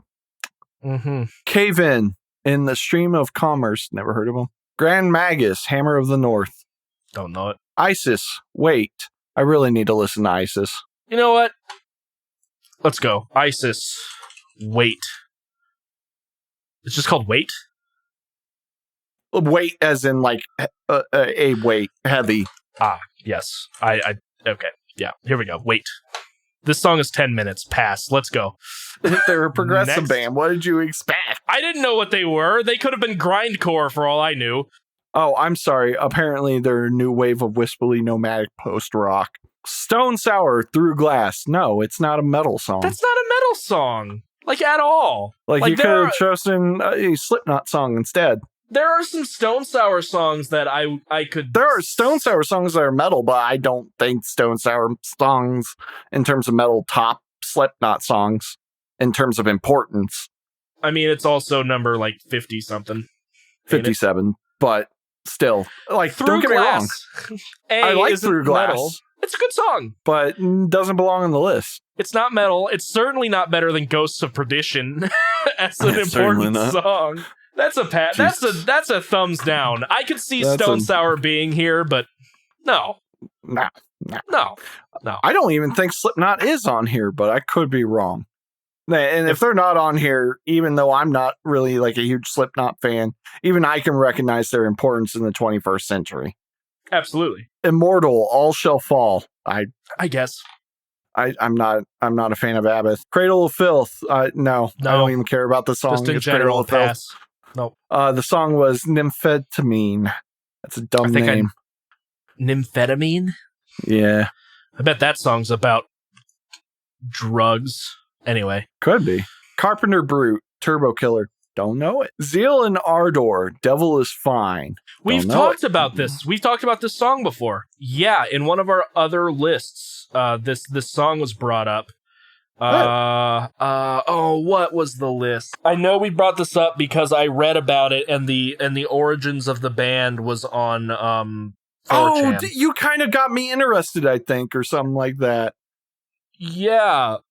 What episode was it? I re-listened to it recently. Huh. Was it Loudwire's top singles from the... Wait a minute. Loudwire's top singles of the 21st century. I definitely think... Hold on, now I'm going to look up this article. Loudwire's top singles. Yeah, it was the top 50. There's top 50 and top 6. It was top 66 because Zeal and Ardor, Devil is Fine. Yeah, I remember we talked about this song. It's been on 2 different lists, so I guess we got to check it out. We should check it out, but also Poppy was on this list, so... But yeah, Tesseract. Go. What were you going to say before? I was saying it's cool that it's popped up twice. Like that's interesting. But yeah. So yeah, number 52. Tesseract of Mind, Nocturne. I agree. I don't know about of Mind specifically or Nocturne specifically, but it's. Oh yeah, I think that's the song I know. Hold on.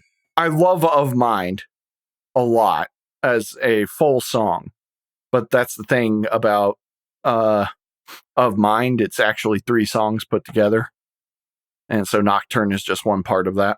Ah, yeah, I've heard Nocturne. Yeah, I could say yeah to that. I love that album. I was really upset when I found out that singer had left. He literally replaced the old singer from the first album to do the second album, and then left, and the old singer came back. Yeah, I've never really listened to a lot of Tesseract. I've heard great things. Definitely listen to Of Matter. Okay. Yeah. And if you don't, I will eventually recommend it, because it is one of my favorite albums. Have you ever listened to Viljarta? No. Okay, they're like a gent thal band, but I was introduced to them the other day, and I was like, it's interesting, but I don't necessarily get it. Tesseract is one of those bands that I introduced to people that are like, I don't like metal, I don't like screaming, because the lead singer has a very, very pretty fucking voice. Mm-hmm. True. And they don't growl. Haken is another band that I typically do that with. Yeah. Yeah, Tesseract is kind of like Meshuggah if there was no screaming.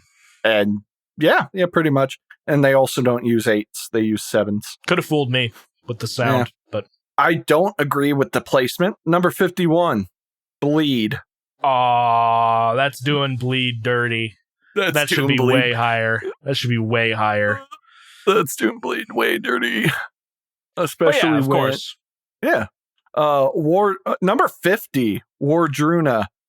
Helvegen. I don't know. It opens with Cawing Crows. A steady drum beat and low vocals. Cool. Oh, you mean Iowa by Slipknot? Wow. Here's a question for you. Would you rank Bleed higher than Ghost of Perdition as a song? In terms of importance, probably. What about enjoyment? I mean, Ghost of Perdition, thank you very much. But also Bleed. Yeah, but, I can only listen to so many Hurt Does before my brain bleeds.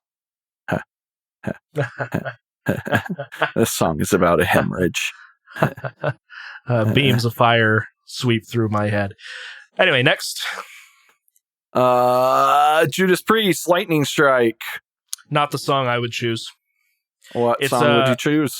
Same record, or I guess I have an option from a different record, but I prefer the title track to that record, Firepower. Alternatively, yeah, I could see that.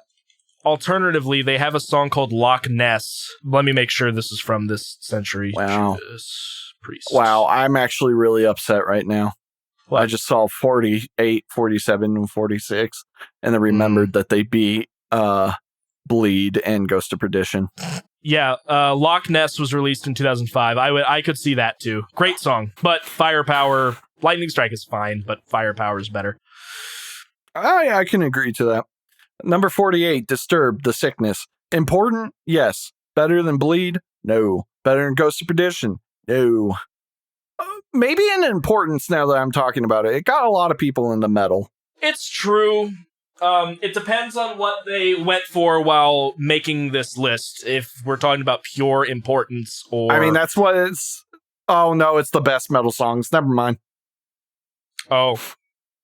Yeah, no. The Sickness should be way down there. Because, it's not even a good song. No. It's better when you remove the one Mommy Don't Hit Me part. It's true. The radio version, much better than the studio version. Which is sad. Within Temptation, Angels. No. Don't know it. Oh, wait. Oh, I'm thinking of a different band. I do not know Within Temptation all that well. Were they're you thinking symphonic. of Within the Ruins? No, I can't remember who I'm thinking of.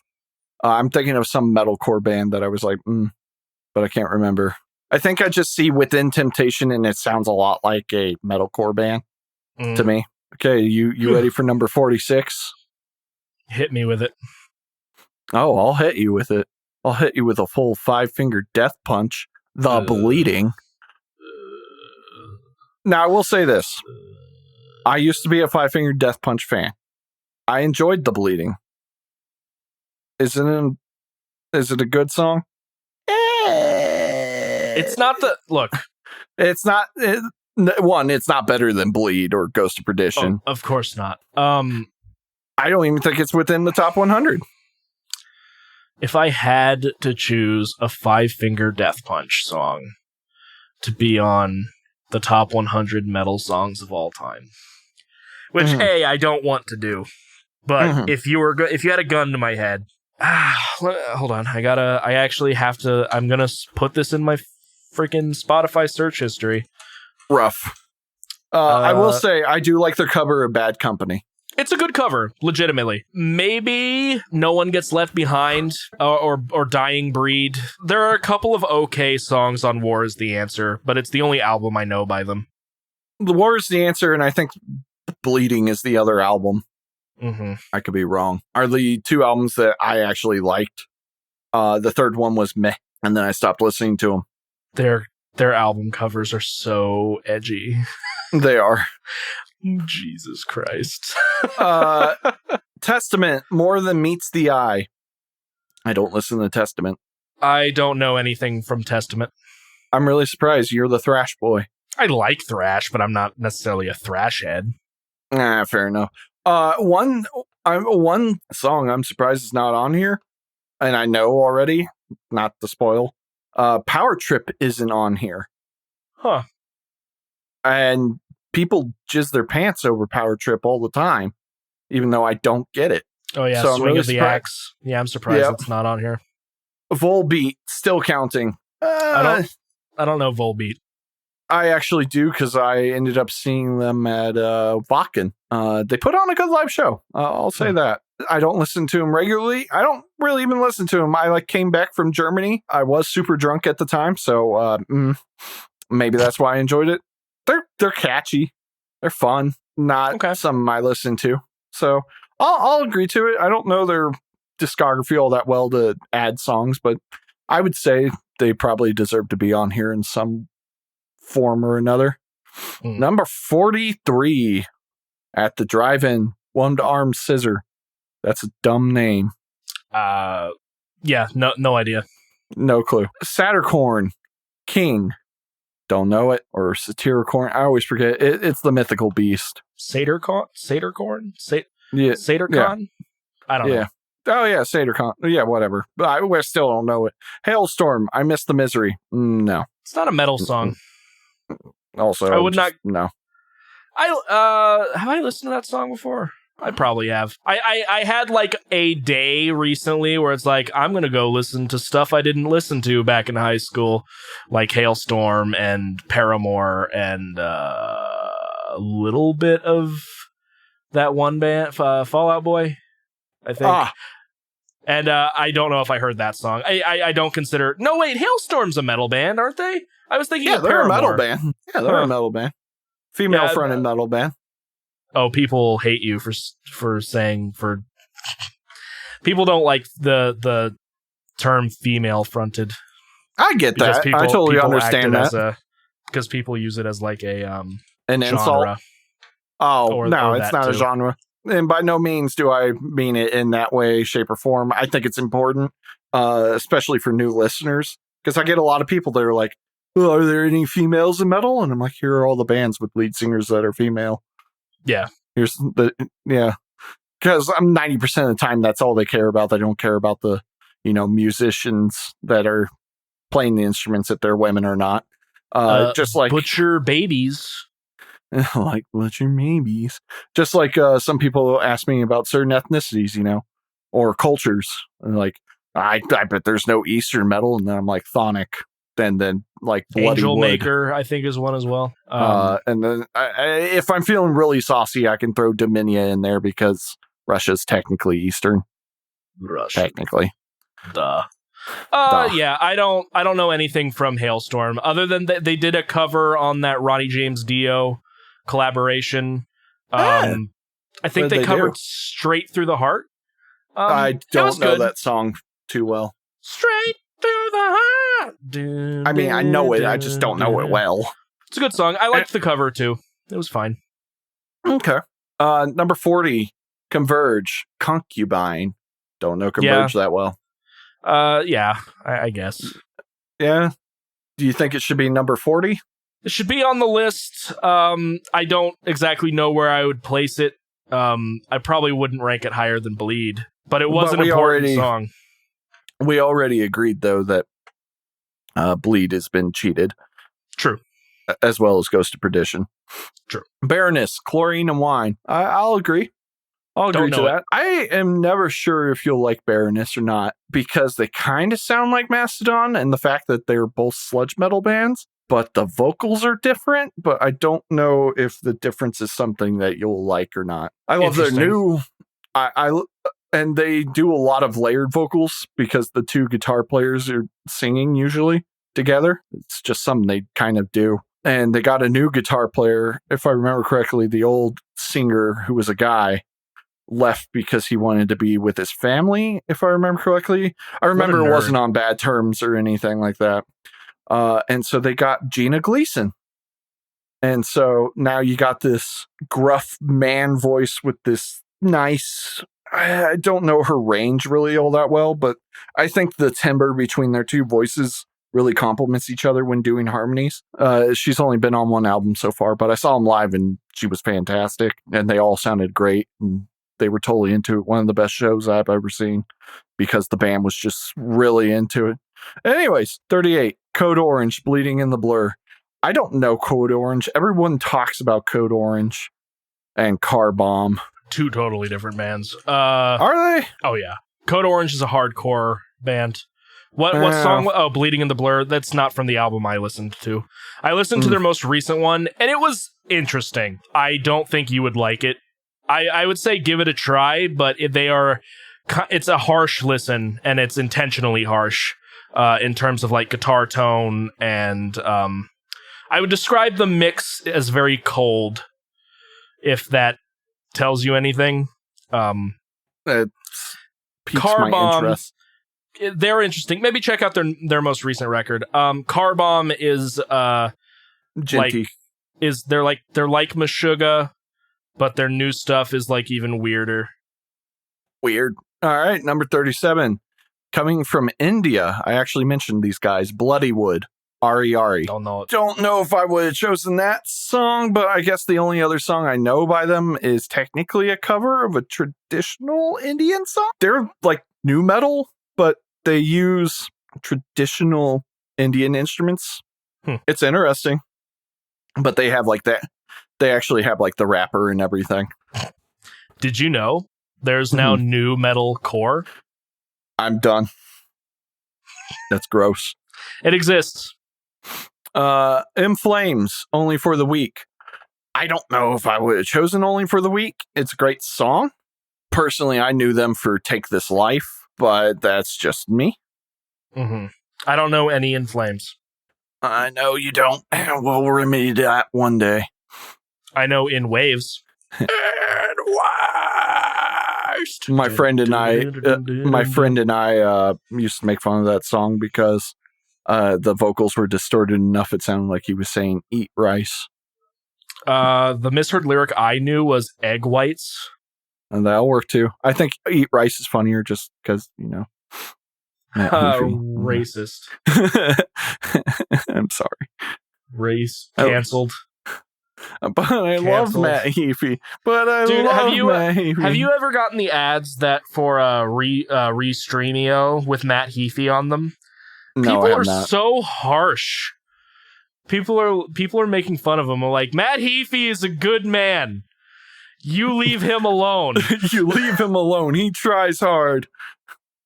He makes decent music. Where's Shogun 2? It'll never happen. We should, if he didn't have kids and a wife, we should kidnap him and lock him away until he writes Shogun 2.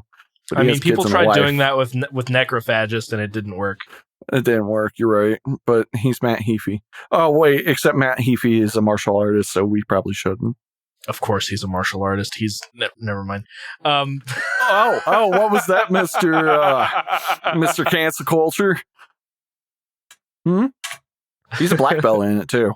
So what you're saying is he could take us out with like a napkin. I mean, he probably could have done that already even if he wasn't a martial artist. I don't know about like me, but I mean, you're dying. As long as he doesn't go for the knees. You have the bones of a glass. I have the bones of a glass. Of a singular glass. Mm-hmm. Let's get through this list, Mitchell. I'm sorry, sir. How long did it take you to break your toe at work? 4 days. 4 days. How long did it take me to break any of my bones?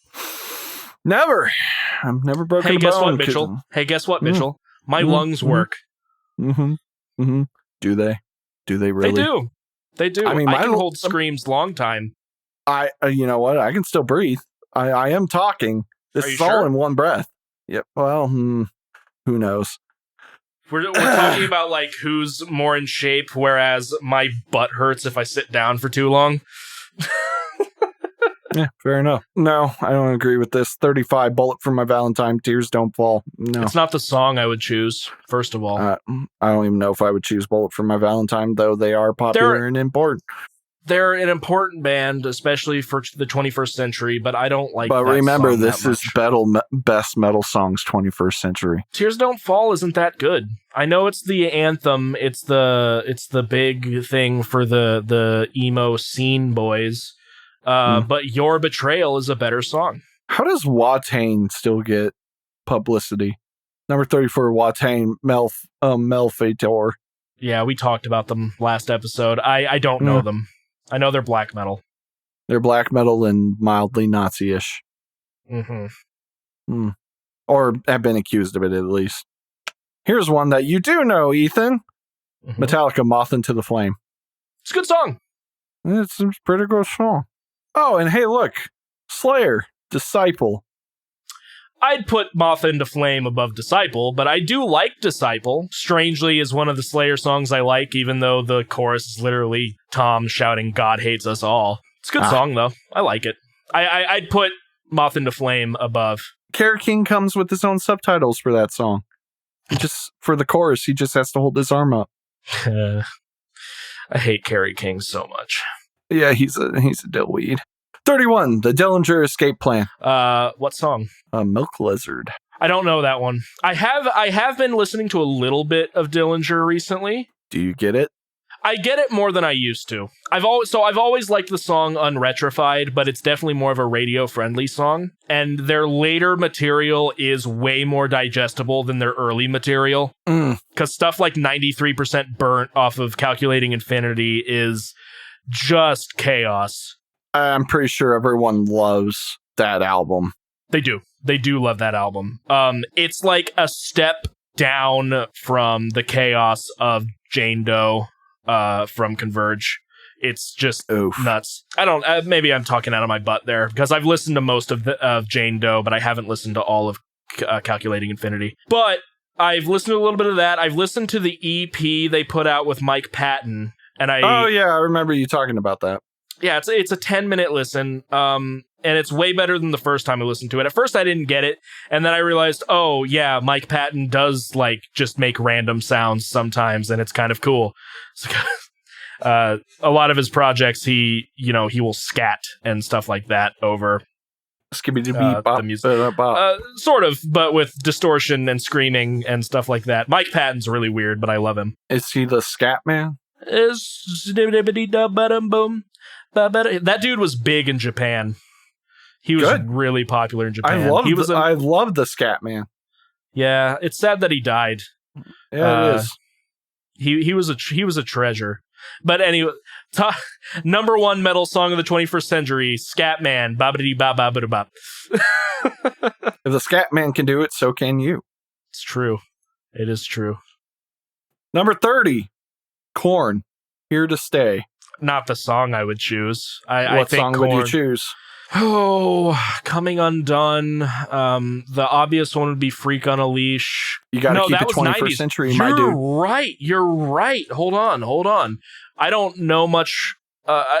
yeah, hold on. We'll check it out. What was there? Let me see all of their discography, please. Yeah, See You on the Other Side was out by 2005. That has Coming Undone and Twisted Transistor, which I know a lot of people like Twisted Transistor. I also really liked that one of the songs off of The Serenity of Suffering called Insane, but that album wasn't highly regarded. Okay, fair. I think Korn should be on here. I'm just not quite sure what song I would rather them have. Probably one of the few that I've mentioned, though. Fair enough. Number 29. I agree with this one. Baby Metal, Road of Resistance.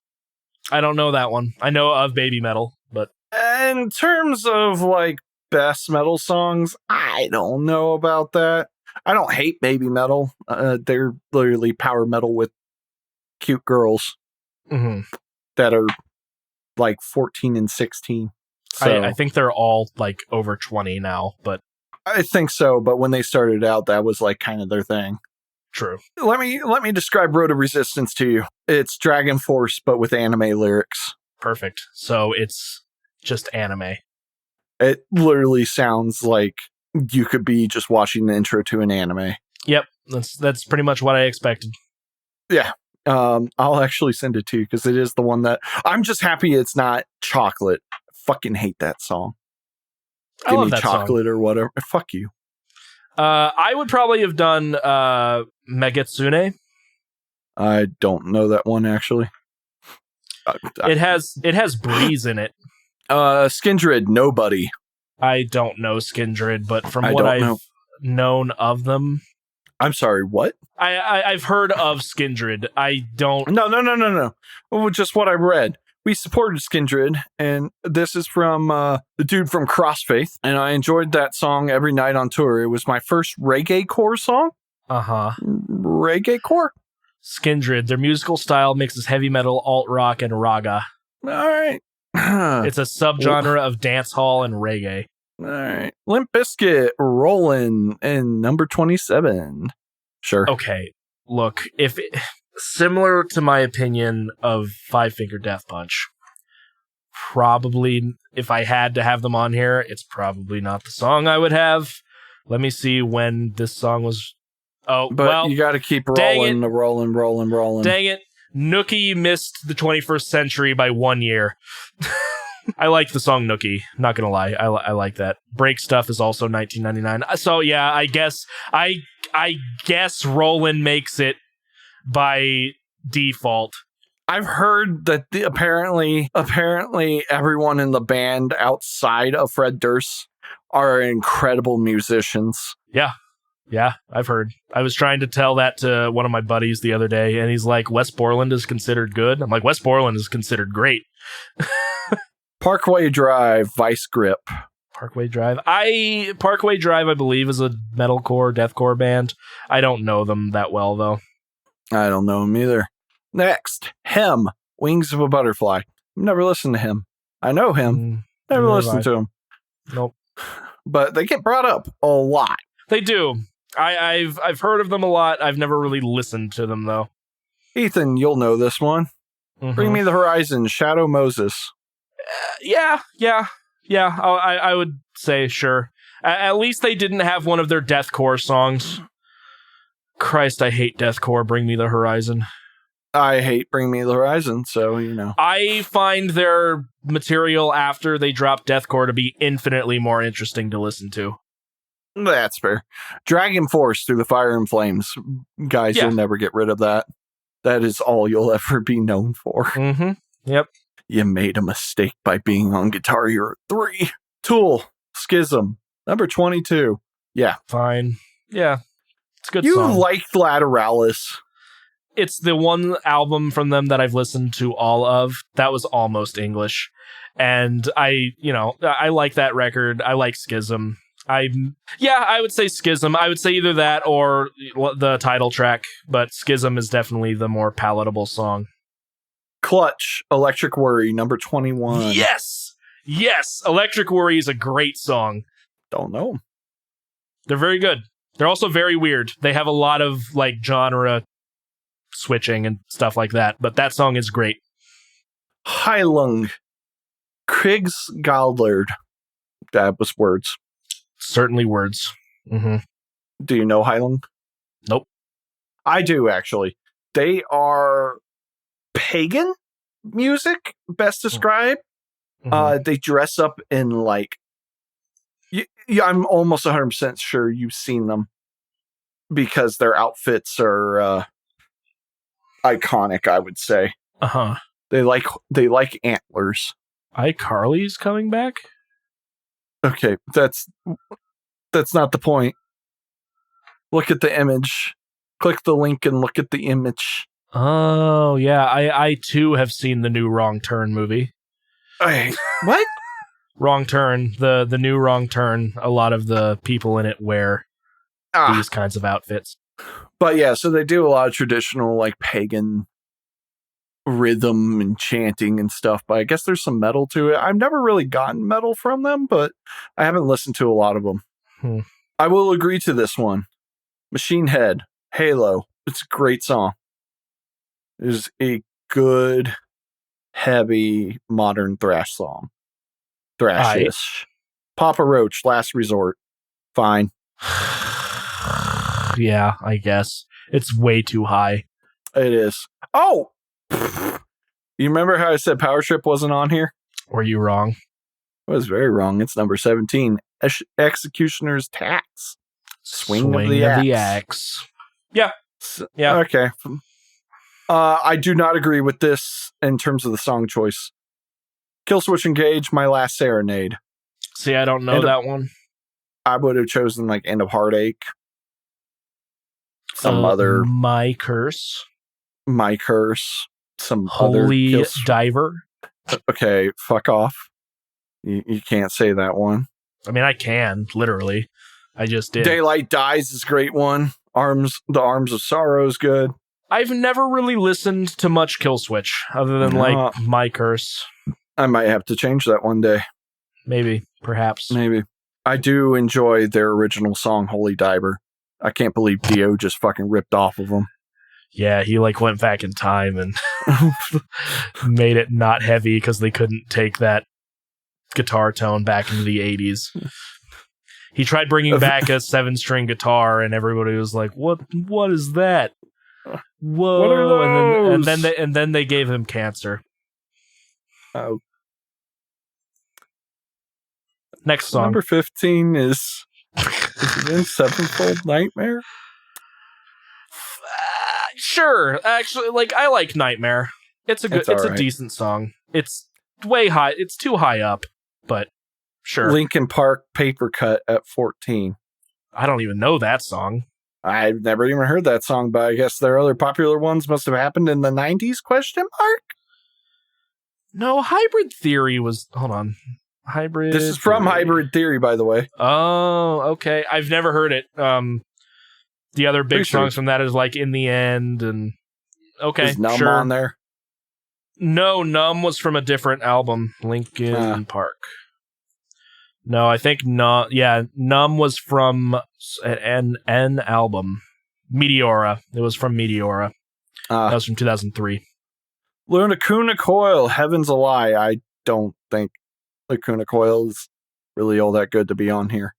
I don't know anything from them. They're interesting, but Iron Maiden, The Wicker Man. I don't know. I haven't heard that one specifically. At least it wasn't from Book of Souls, because Book of Souls wasn't that great of a record. Unfortunate. Architects, Doomsday. I still haven't listened to Architects. Me either. Let me know when we get to the top 10. Number 10. Oh, cool. I will say I have listened to Architects, but it's the one that has 2 eyes. Okay. I like them. They're nice.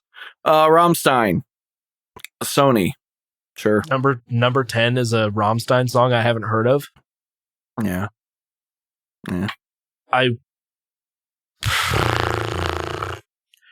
Probably not the song I would choose, and I don't know if I would put any of their songs in the top 10 songs of the 21st century, but I guess. I strongly disagree with this.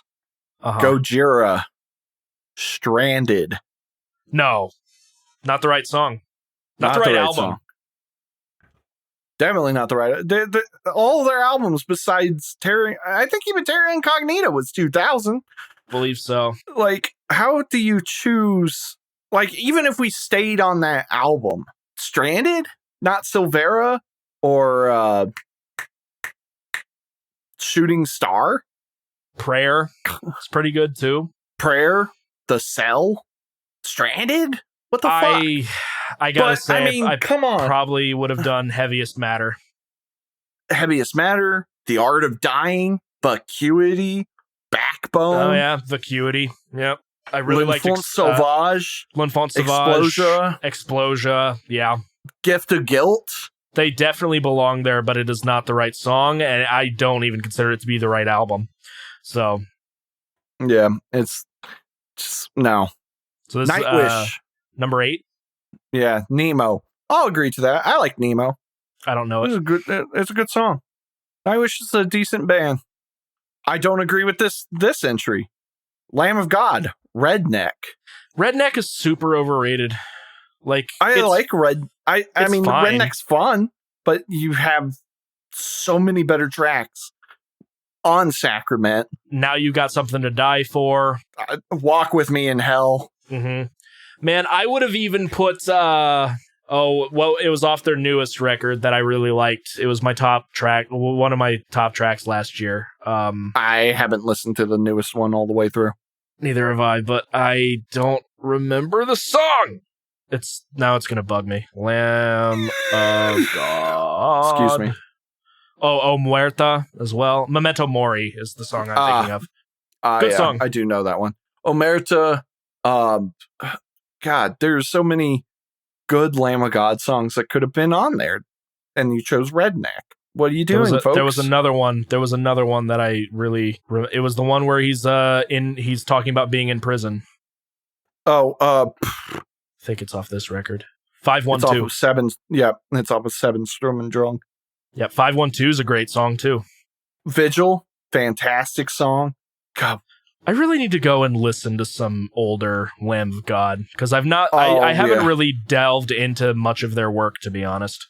Oh man, the 2 albums that I really enjoy are Ashes of the Wake, but more so As the Palaces Burn. Ruin's a great song. As the Palaces Burn is a great song. And I've heard 11th Hour is great. 11th Hour is good. Yeah, number 7, I would have chose a different song. Same with the Gojira. Like, what the hell, guys? Mastodon, Blood and Thunder. Sure. I like that song instrumentally. I like other Mastodon songs more, but I get it. Everyone wants the Moby Dick. I get it. Trivium, Pull Harder on the Strings of Your Martyr. It's a good song. I don't know if I would have chosen that Trivium song specifically. Me either.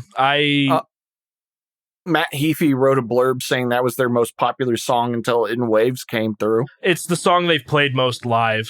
I don't know, man. Like Down from the Sky. Down from the Sky is my favorite song by them. Shogun. In general, just Shogun. I don't know. Oh, you're going to be so upset. Why? Square Hammer by Ghost. Ghost Number 4. isn't metal. But what if they were? Pass. No. Wrong. You lose. Good day, sir. Everyone fucking shits their pants for Deftones. I don't get it. Number 3, Deftones Change in the House of the Flies. No. I don't get it. No. Okay. This one I'll agree with. I don't know if it deserves to be this high, but it is the song I would choose, and the band does deserve it. I was wrong. Slipknot is on here. Song is Duality. It's not the song I would choose. I love Duality. It's a great song. Don't get me wrong, but it's not the track I would choose. You're definitely right. Vermilion deserves to be on here. Vermilion's great as well, but like I'm kind of no, Vermilion's a good song. No, it's good. I just meant in terms of a metal song.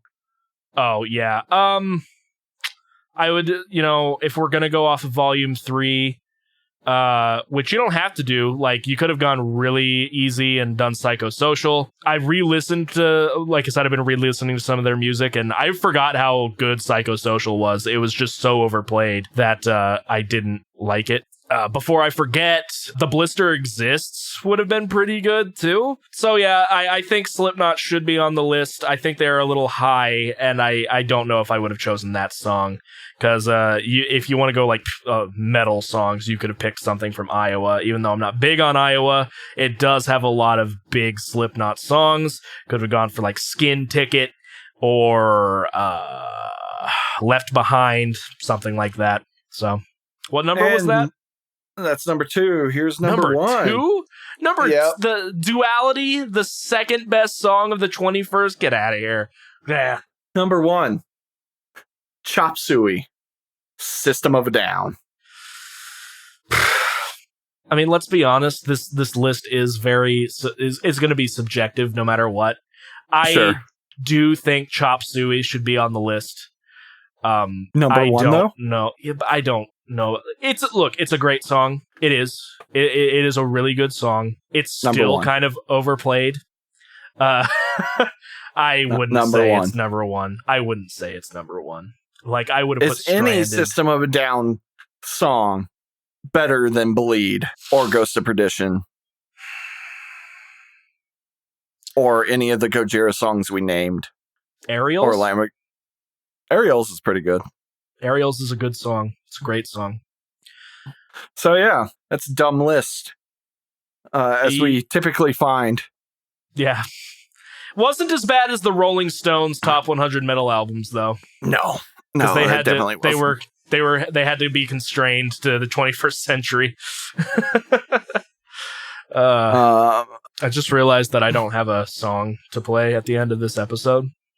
You better figure it out, boyo. Sure will. At the end of today's episode, we will be playing Dayton, Ohio band Eternal Void's title track of their new album Serenity in the Black. Yeah, so that was an interesting list. Thank you, Mitch, for actually heading a list up. You need to get your energy up, though. You got to take a look at what I do when I do lists. Love you. Yes? I said, fuck you. Oh, I thought you whispered my name for a second. Thick dick. Yeah. So, when it comes to things that I've been doing, I saw the new Saw movie. How did Chris do? Surprisingly, it's probably in my top 3 Saw movies. Wow. It was actually very good. It might be my favorite, to be honest. I was super surprised. I might need to see this. I was super surprised. So I would describe it's more of a detective movie with Saw I was getting elements. that vibe. Imagine like Seven, but as a Saw movie. It was pretty good. What that means, but okay. The movie Seven with Brad Pitt and Morgan Freeman. What's in the box? Never seen Seven? I've seen it. No, I'm not a movie guy. Seven's really good. I suggest that one too. I think I have that one if you want to borrow it. It's good. Yeah, no, this one was really good. I will say that I called the twist pretty early on, which is kind of disappointing for a Saw movie. But it didn't kill the enjoyment about it because like it did a successful switch until I realized, oh no, it's probably... So I was like, this is going to happen. I was like, oh no, that's not going to happen. And then it turned out that it was going to happen. So it kept me on my toes throughout the whole movie. The traps are really grisly. Like, they were done very well and they were very brutal to look at. I'm really surprised that Chris did well in this. He did. I will say he has like there's some criticisms. Anytime that he had to be like super serious and like he had to put on his tough face or whatever, you could tell he was trying a little too hard. When Chris is a bit more relaxed and there's some humor going on in his dialogue, he's a bit better, but that's kind of like what he's used to. There are just some times where I'm like, you probably could have done another take, Chris. But it was good. I would easily give it like an 8. It was a pretty good movie. Surprising. I would go see it again, probably. Yeah, it was definitely really good. And that's pretty much all I've done. I caught up. I'm done with the Dresden Files. Oh, yeah. I'm already on the second book again. It's so good. It's so good. The last book that's out right now, it's the 18th in the series, I think. Oh called my God. Battleground.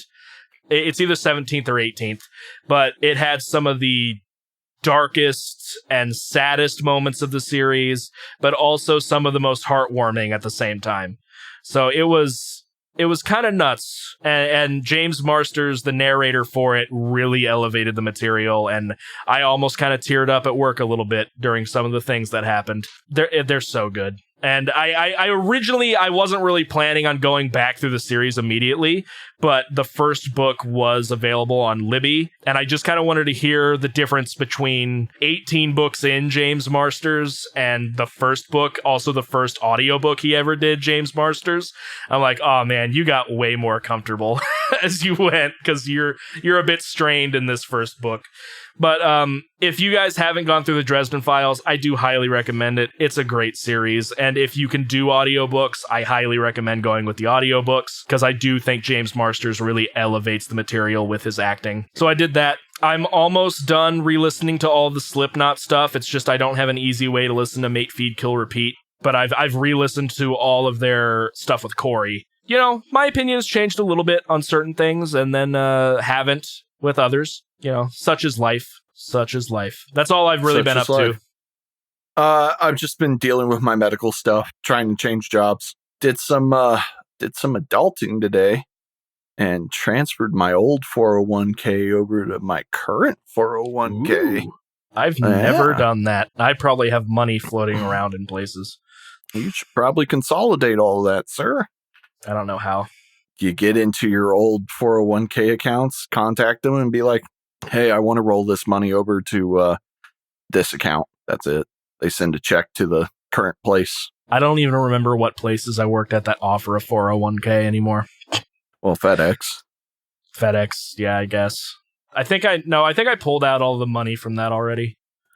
But that may have been the investment side of things. I don't remember. It's been a minute. I got back into doing CureCoin for some reason. CureCoin went up. It's now 13 cents, so I got about $50 in cryptocurrency. Nice. You know, just from I missed out on the giant spike of Doge. I pulled out like a week early because I really needed money. And, that was sad. Yeah. I mean, welcome to any form of investing. Yeah. That's the risk. So it's true. At least with CureCoin, I'm helping the world and medicine. Hey, fuck you. I'm folding proteins. True. Folding proteins is important. Why am fold proteins with electricity? Back in my day, we folded proteins by hand, and we walked uphill both ways through the snow to do it. That's how we all got Kuru. My dad and I went to Roadhouse yesterday, and man, dude, the amount of times though that you tell me you go to Roadhouse, I have a problem and I need to stop, but it's so good. I went to Roadhouse 3 times last week. Oh my God. Once by myself after I donated plasma for an extra $150, so I walked out with $250. Once for a late birthday dinner, and then we went to go see Saw. And then I went with my dad. And my dad is not the most quiet person in the world. He's very vocal about things. I'm so glad that my father isn't like a hardcore conservative, like, because I would have more problems with him than I currently do. But this dude that was sitting like 2 booths from us was ranting about like unemployment and people. I love it. Oh, dude, like, I didn't hear it at first, and I'm surprised my dad did, because I'm sure he has worse hearing than me. But it was this older gentleman ranting at his kids. And what I started picking up was, like, people with their stupid long hair and tattoos and, what's it called? Fingernail polish. You really think they have work ethic? I'm like, my buddy has tattoos and black nail polish in like a phone interview. He just like a video interview he just did and scored a $100,000 a year job. So the work and like I got the good. long hair and piercings and tattoo, and I've worked in medical firms and city government, and I just don't get it. I hate boomers. I hate boomers so much. I love the whole work ethic thing, and then all they ever talk about is like wanting to get drunk and go on vacation. Yeah. And 90% of the time they don't even do their job. Yeah. Yeah. I hate people. Like a lot of my like older coworkers, they're always complaining about how hard their work is.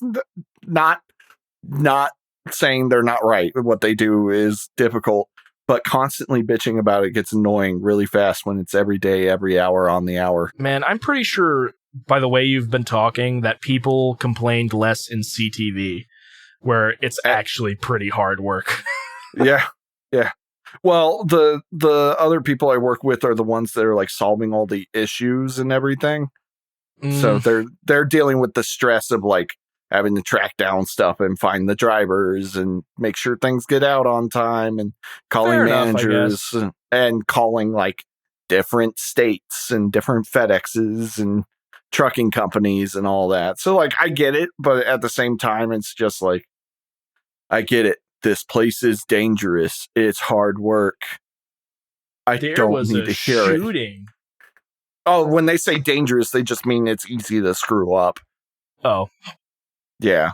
They're not even talking about danger in terms of being shot. All right, Mitch. I think we're winding down for the end here. I think so too. I did watch The Mitchells versus the Machines.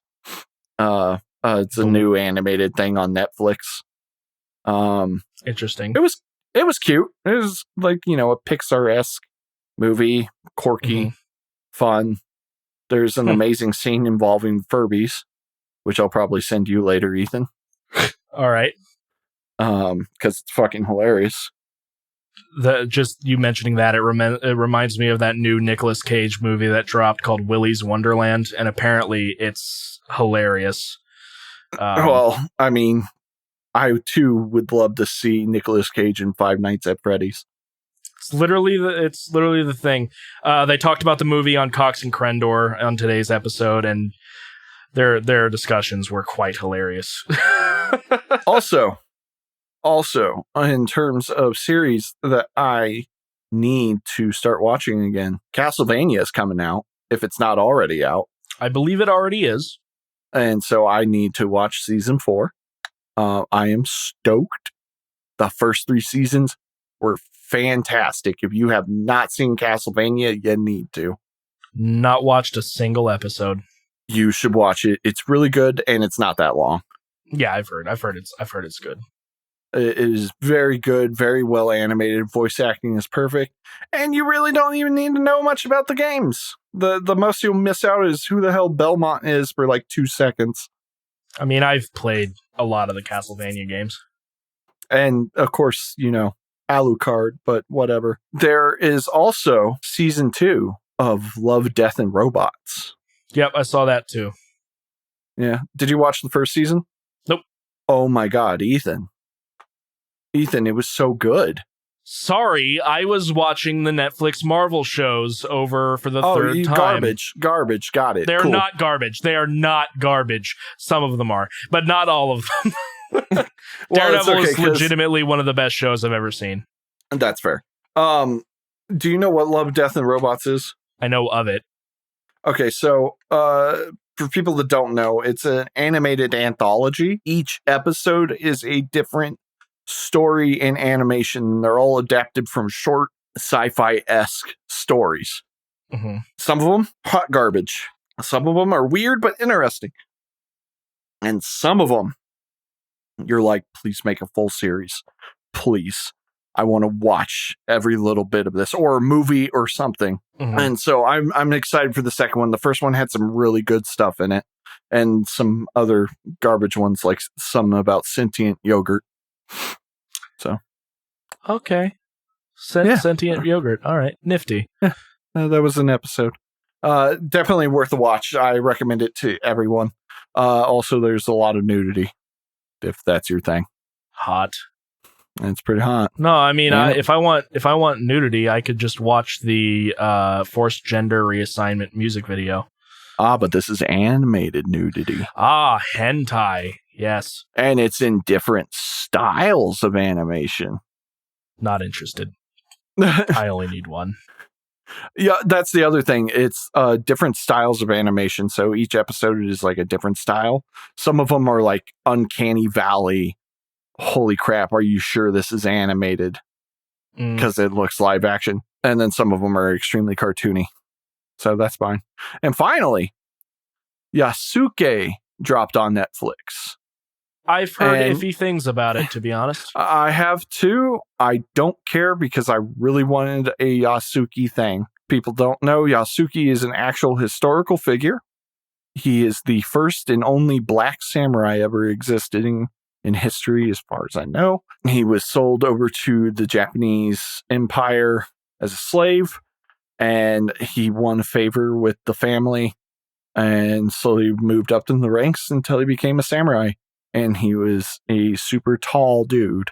So that was like one of his things was he would like stand over all the other samurai because he was huge. And unfortunately, there was going to be a live action movie, but Chadwick Boseman was the character. And he is no longer with us, right? Yeah, and they canceled production because of that. Understandably, but it's sad because I really do want a show or movie based on this guy. The thing about Yasuke, the animated Netflix series, is not historically accurate. There's like demons and magic involved. Are you saying that demons and magic aren't real?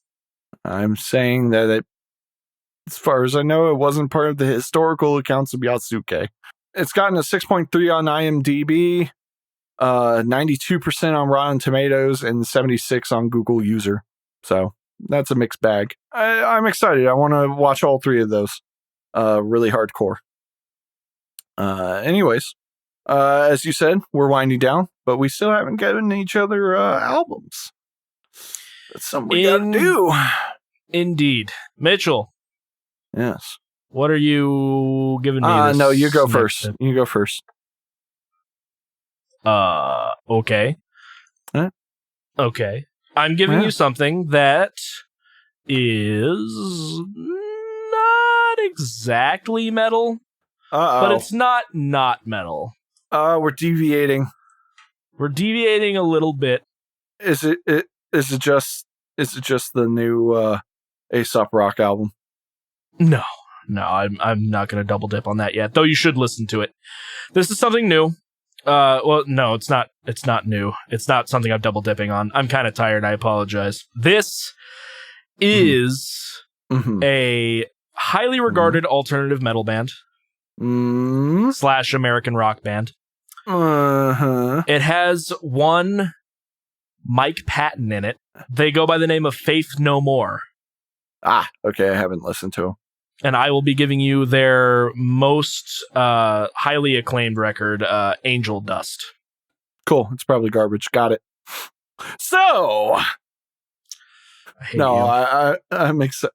Oh, fuck you. I'm excited to listen to it. We'll see how it goes. I actually don't think I've ever heard anything with Mike Patton in it.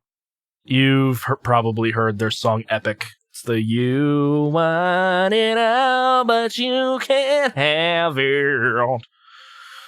That didn't make me excited, but he doesn't do that. He doesn't do that voice in this song, in this album. I don't think I actually know that song. I'd be surprised if you didn't. Dude, I hadn't listened to Wonderwall until like 2015, 16. Yeah, but if you ever owned a radio, they played I would have Epic heard constantly. Wonderwall. Nonsense. I've never heard Wonderwall on the radio. Oh, that's where I heard it eventually. Anyways. Yes, Ethan, Angel Dust by Faith No More.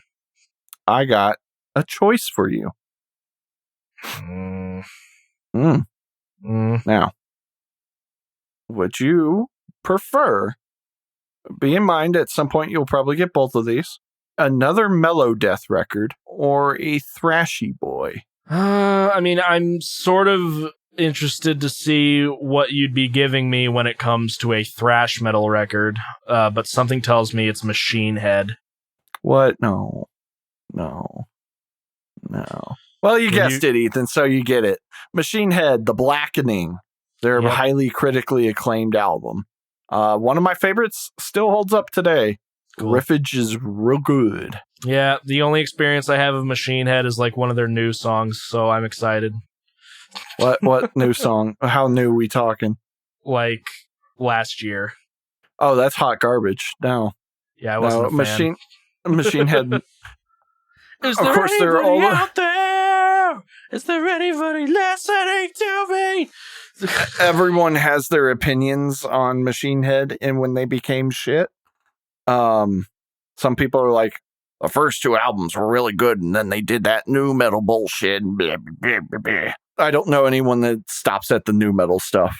Like, they're just like, wow, that new metal stuff was really good, and then they went to thrashy stuff. Woo. And then there are people like me, people with real taste. Yeah. Their last good album was Locust, or Unto the Locust, which I thought about giving you, but I feel like The Blackening is just such a good record. Okay. That I got to. So we'll see how you feel about it. I'm not sure how you'll feel about it. I think there are things you'll appreciate for sure, though. Alrighty then. Cool. So we have like two pretty big, well-known albums for the next episode. Next episode. Also, he is a very angry boy. Just letting you know. Okay.